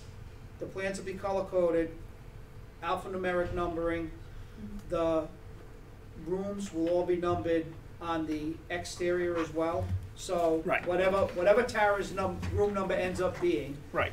On one of her exterior windows, it'll have that a letter, same number will be there. A letter and a number. Yeah. Well, I guess my main question then is, we're working with Graphics Unlimited. Great. Are we working with any police or fire, or is there a national program? Is there any? Because they're making it seem like they want more. Continuity. Not really. Okay. So that I know of, there's no national or state standard as to how to do this. So what our intent is once we have a plan, before it actually goes out to bid, to have hundreds of signs. Right. We'll review it with the state police. Okay. And we'll review it with our other local first responders to make sure that, because it's got to be, I walk in the door and I know where I'm going, right. and you know where you're going. Well, that's what the we need to have a right. point where somebody that walks through that door at 3 a.m. can figure out where they're Well, the trooper's point to her was, I don't even know what area of the campus I'm supposed to go to. I want to know I'm going, A is here, B is there, and fine, then we follow the numbers, but I don't even know what area of the campus I'm going to yet. No. And he's absolutely right. Right. So I couldn't agree more, which is why we had this funded in this year's budget had we not gotten this grant money, because there's no way we cannot do this. Yeah. It's another safety issue down there. So I've worked at big hospital institutions where I've been through the numbering of the different areas, especially when new renovations have been made. And looking at the schematics and having that given to the local police and fire and all the safety, the key is that a lot of the sub areas need to be I know you probably already know this, but it's key because there's a lot of nooks and crannies that have locks, and especially if we're looking at intruders and safety points where the kids could be or someone could be hiding. I think it's key to make sure that all those areas and to give that information to everybody. And would they have, I know that there's probably a key thing in place when there's an intruder or a safety thing like that, but is there a policy in place that will, have to be made to incorporate all the room numbers, do you know what I mean, and the exit, and, bringing all this in? You lost me when you said a policy. No, I'm just saying, because it does change things when you do, we're getting into a whole new world, you know what I mean, that we're not all used to. Yeah, absolutely. So, or map or something.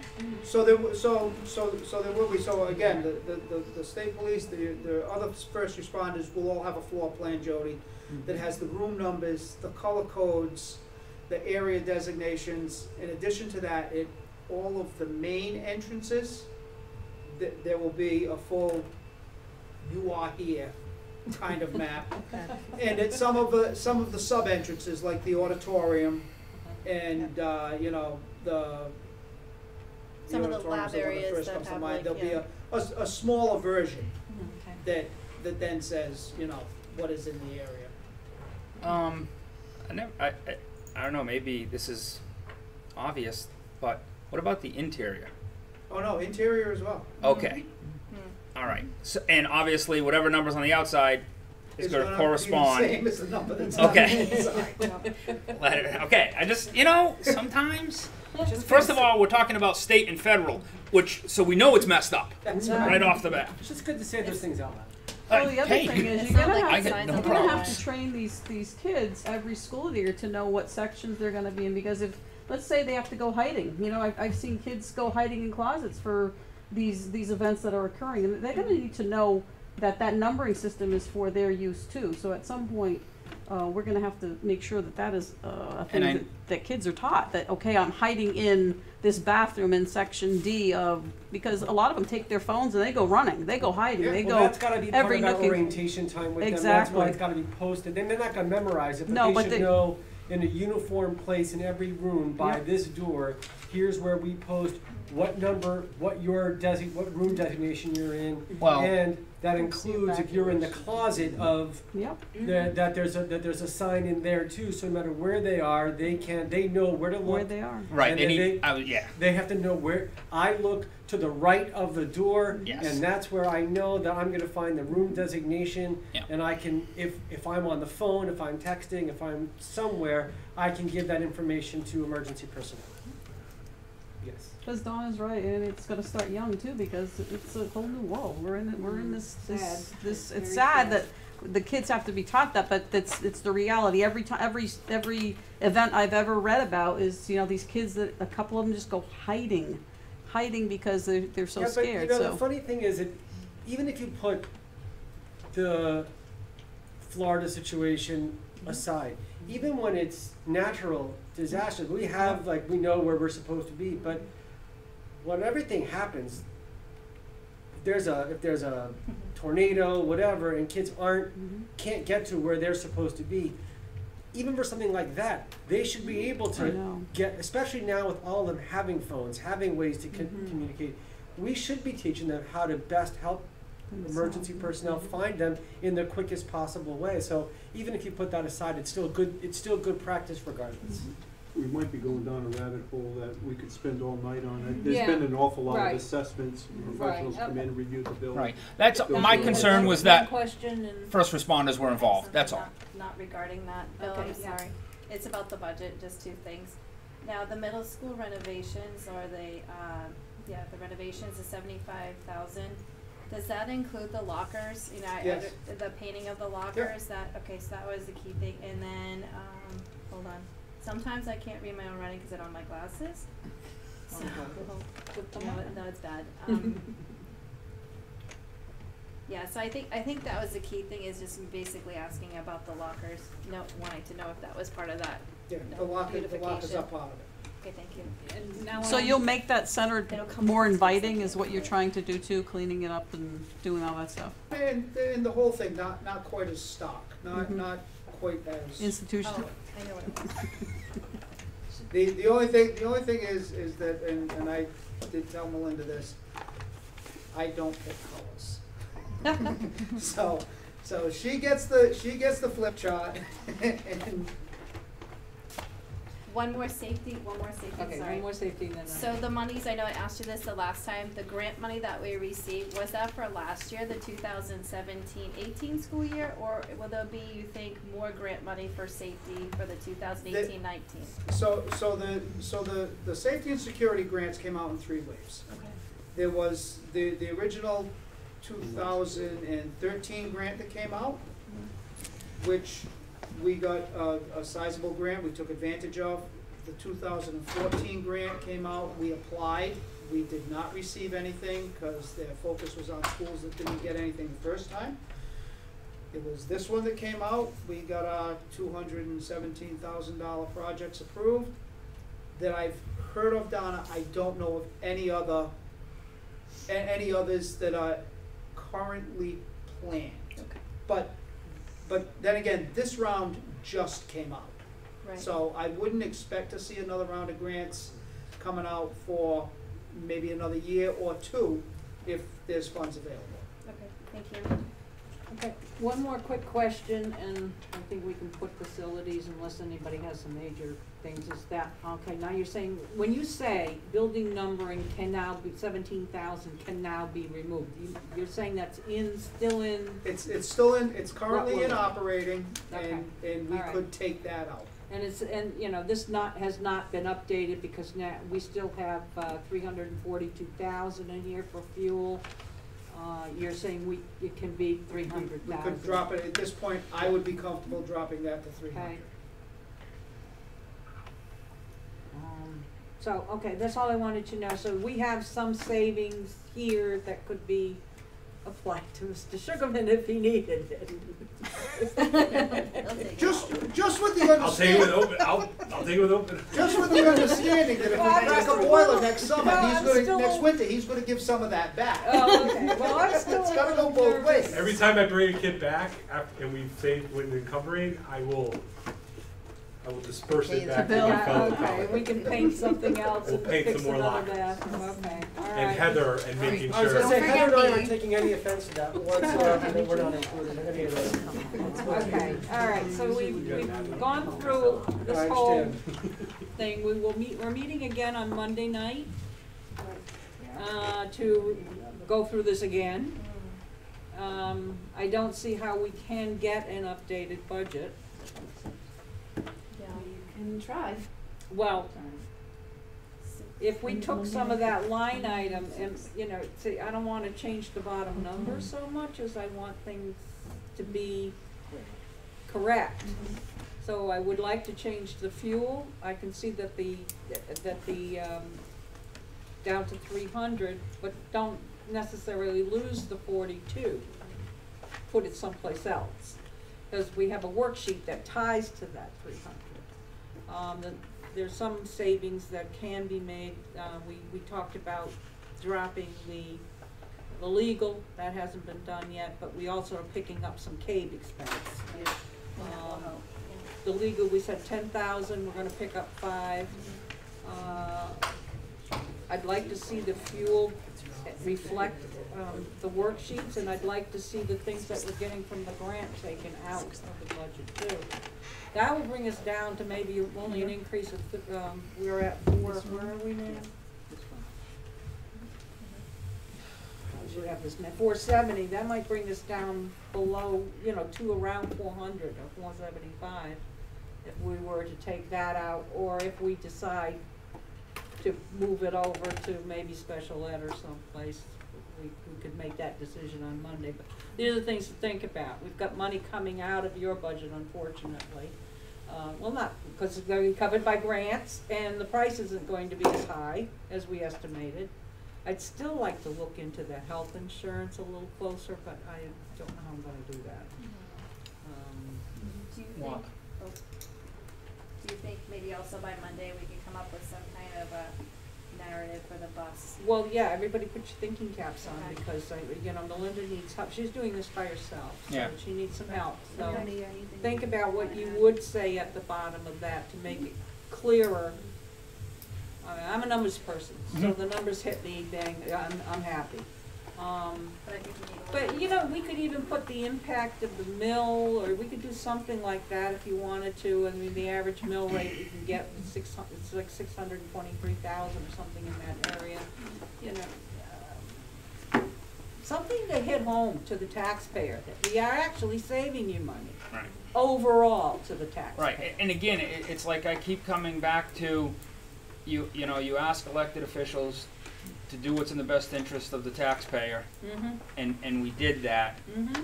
And if you continually say, thank you, but we're gonna hurt your school budget, at what point, 2 years, 3 years, 4 years, 5 years down the road, do elected officials start saying, well, I gotta protect the students and the school? And I don't wanna get in that. We did what was best for the taxpayer. We're saving the taxpayer money while having safer buses. Yep.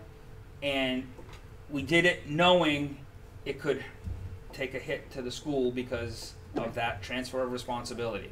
Right. And so- I like that phrase, transfer of responsibility. Can I say So, something write it to down. this? Because with that point, like, I think with PowerPoint, like, you know, some people are a numbers person, some people's a narrative person, some people's a visual person. Right. So I think, from what you're saying, Sean, I think is an important point, but it's made me think about, like, maybe it's just 2 slides where, like, if we did this, if we didn't do this. Right. You know, and providing those visuals, and that's your narrative, rather than just more words that Mm-hmm. I maybe know. people I And I don't. think to Sean's point, the thing that we haven't done a real good job with in these budget presentations is our priority is not to the taxpayer, it's to the student. Well, we understand that, but Well, overall, they're the ones that are it's voting both. for our budget, It is so both, but we the have priority- to court them. Right. I've always felt like first priority to the student, Right. second to the taxpayer. But in this case, the taxpayer, to do right by the taxpayer, we had to include municipal numbers. We had to include in our cost analysis numbers that affect the taxpayer. And we did that. And from a safety standpoint, we know we needed to update the fleet. We know we needed to go private. But doing it, if the taxpayer doesn't understand that shift in responsibility, it hurts the students. Even though we're saving them money on their mill rate, all they see is a $400,000 increase in transportation. Well, no, that's only in the school budget. We're showing a $400,000 decrease in the municipal. My only, and I don't have an answer for this. My only Yeah. concern is that for the last 10 years, we've been putting the taxpayer as a priority, and it's hurt us greatly at the school level. Not that we shouldn't consider that. However, at some point, we've listened to 8 years of, as the economy is going down, we can't afford it, you have to adjust. Now the economy's going up, and we we're still still can't hearing it. afford it. I agree. Right, but the problem is 2 years, for a couple of years, we have put forth budgets with increases in them without the explanation of the transfer of, Right. you know, with increases because we wanted the social worker. Case in point, last year, we even broke out the separate programs and how much they were going to cost per each program that we desperately needed to help our students, and they cut us anyway. Right, I So mean- it's not us, we're putting forward the budget. It's down I the mean, you look bottom in at- the library. Well, I think it's a preconceived notion that we have as a town that we can't go in with more than 1% increase. Or Well, 1 mil increase. that's changing the Board of Finance's mind. I know. It's not changing ours, because Right. I'm ready to put forward a budget No, with yeah, any and increase. that is my point, that we Yeah. haven't presented to the Board of Finance what our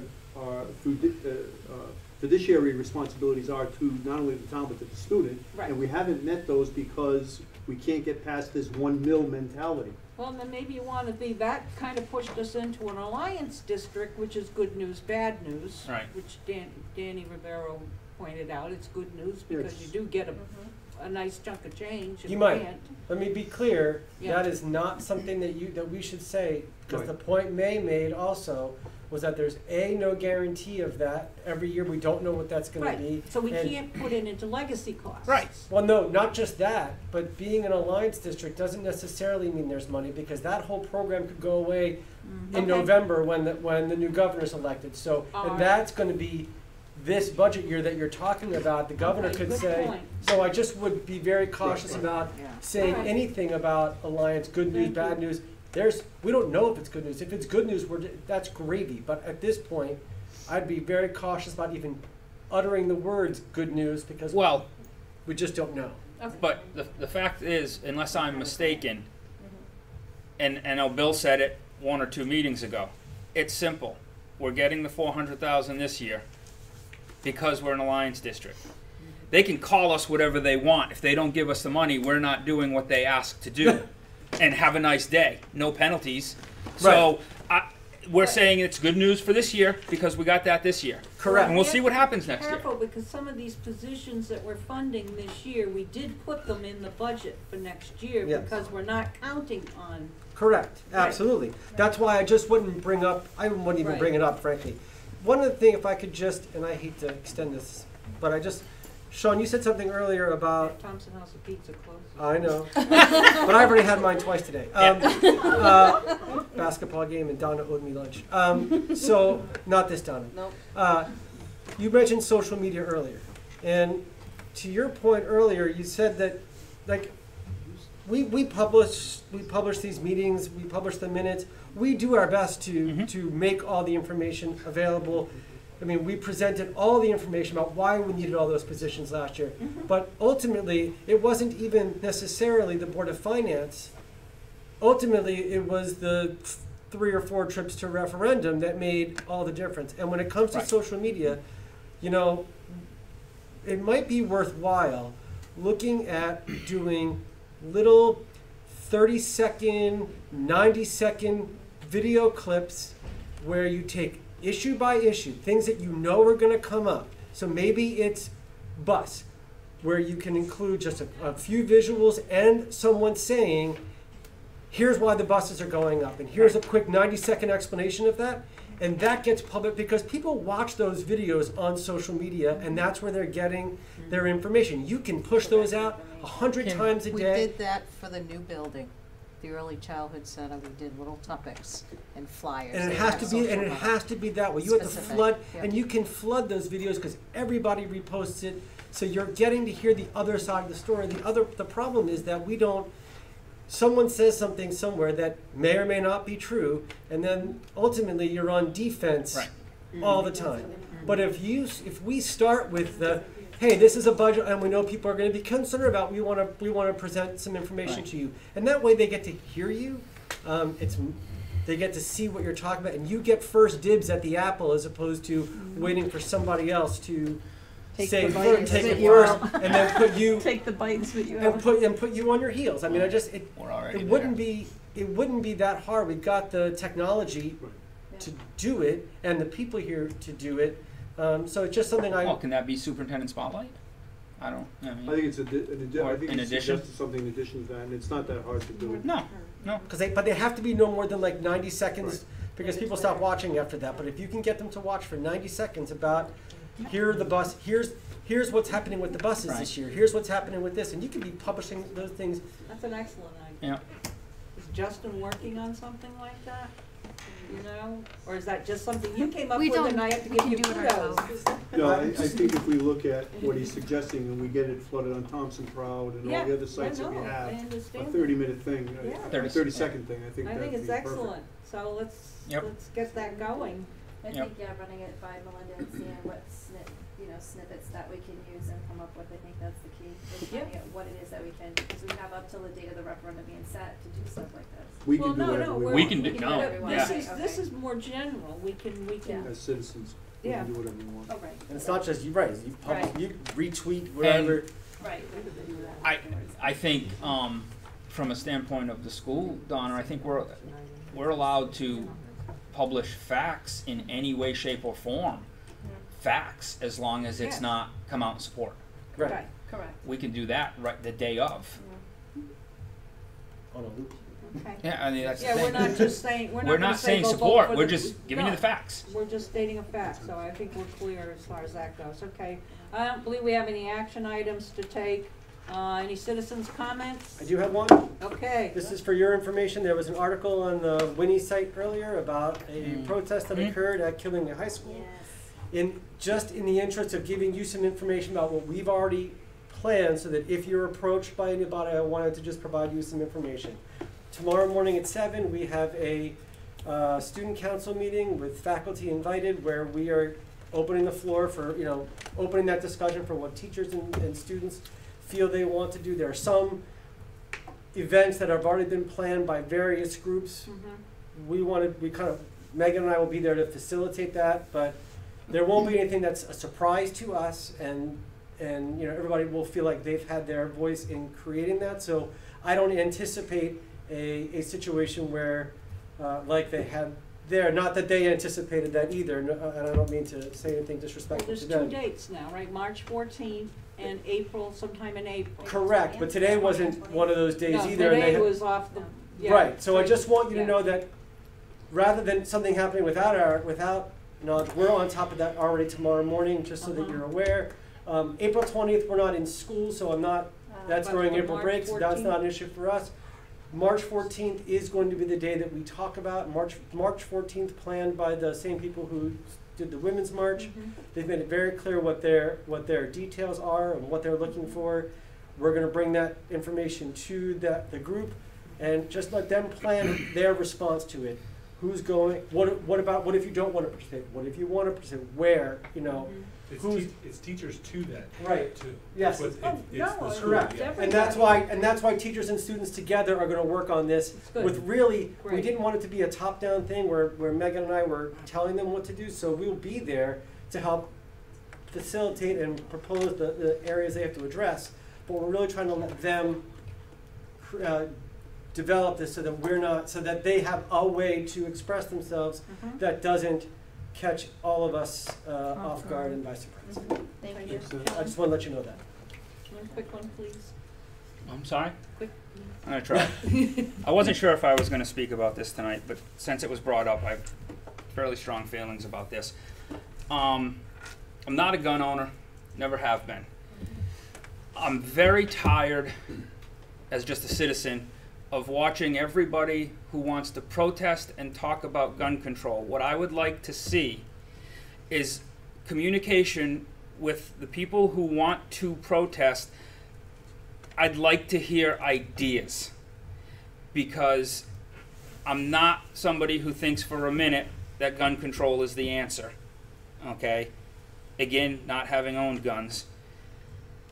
I think that you can't stop crazy, and if people want to protest, then please bring ideas. So I would hope tomorrow during an intelligent discussion, anybody who stands up and says they want to walk out for gun control, you ask them, tell me what gun control you're looking for. Because most people that I talk to, and I've talked to a lot, I talked to a woman today at Town Hall whose daughter works at Sudbury Lincoln School, and she's right in the office, and the mother is concerned because she's the first line. She's in that office right up front.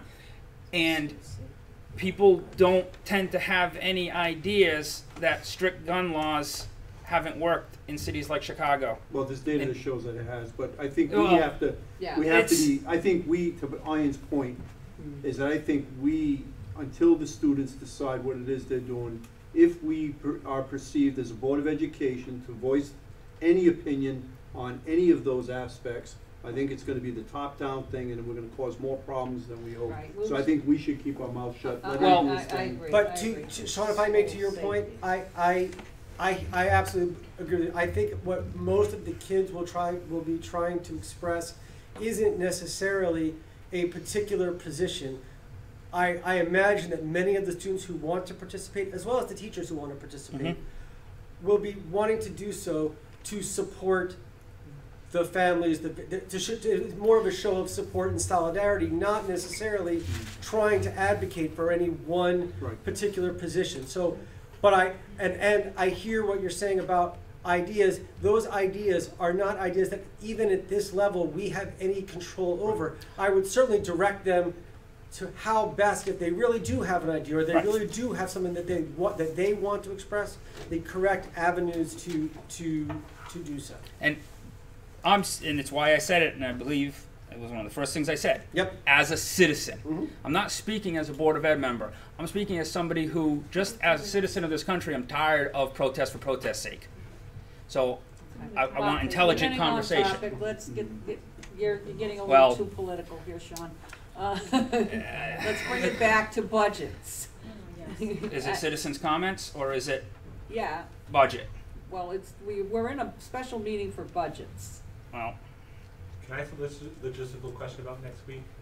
Just for other colleagues, so like the last budget meeting, it was mostly like school conversation, this one was mostly kind of department conversation. For next week, I'm just trying to share, do you wanna talk with Melinda, so I can let my colleagues know, do you want kind of everyone back together? Okay, Or well- do you wanna kind of maybe talk to Melinda about that, figure that out? Well, I think our primary goal for next week is to make sure that this is in its top form.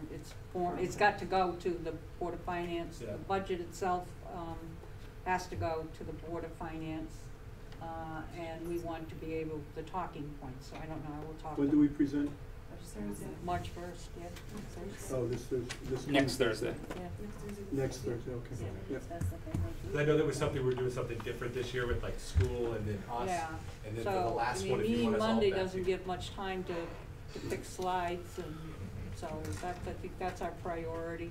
I mean, we're pretty much, we know we're gonna shift some line items within the budget, but given the restraints that we have right now, then we're gonna shift right away. They're just talking about the two of you, so how do they like to go? Need a motion to adjourn? Second? Oh, okay. Well, Linda's like, just ask.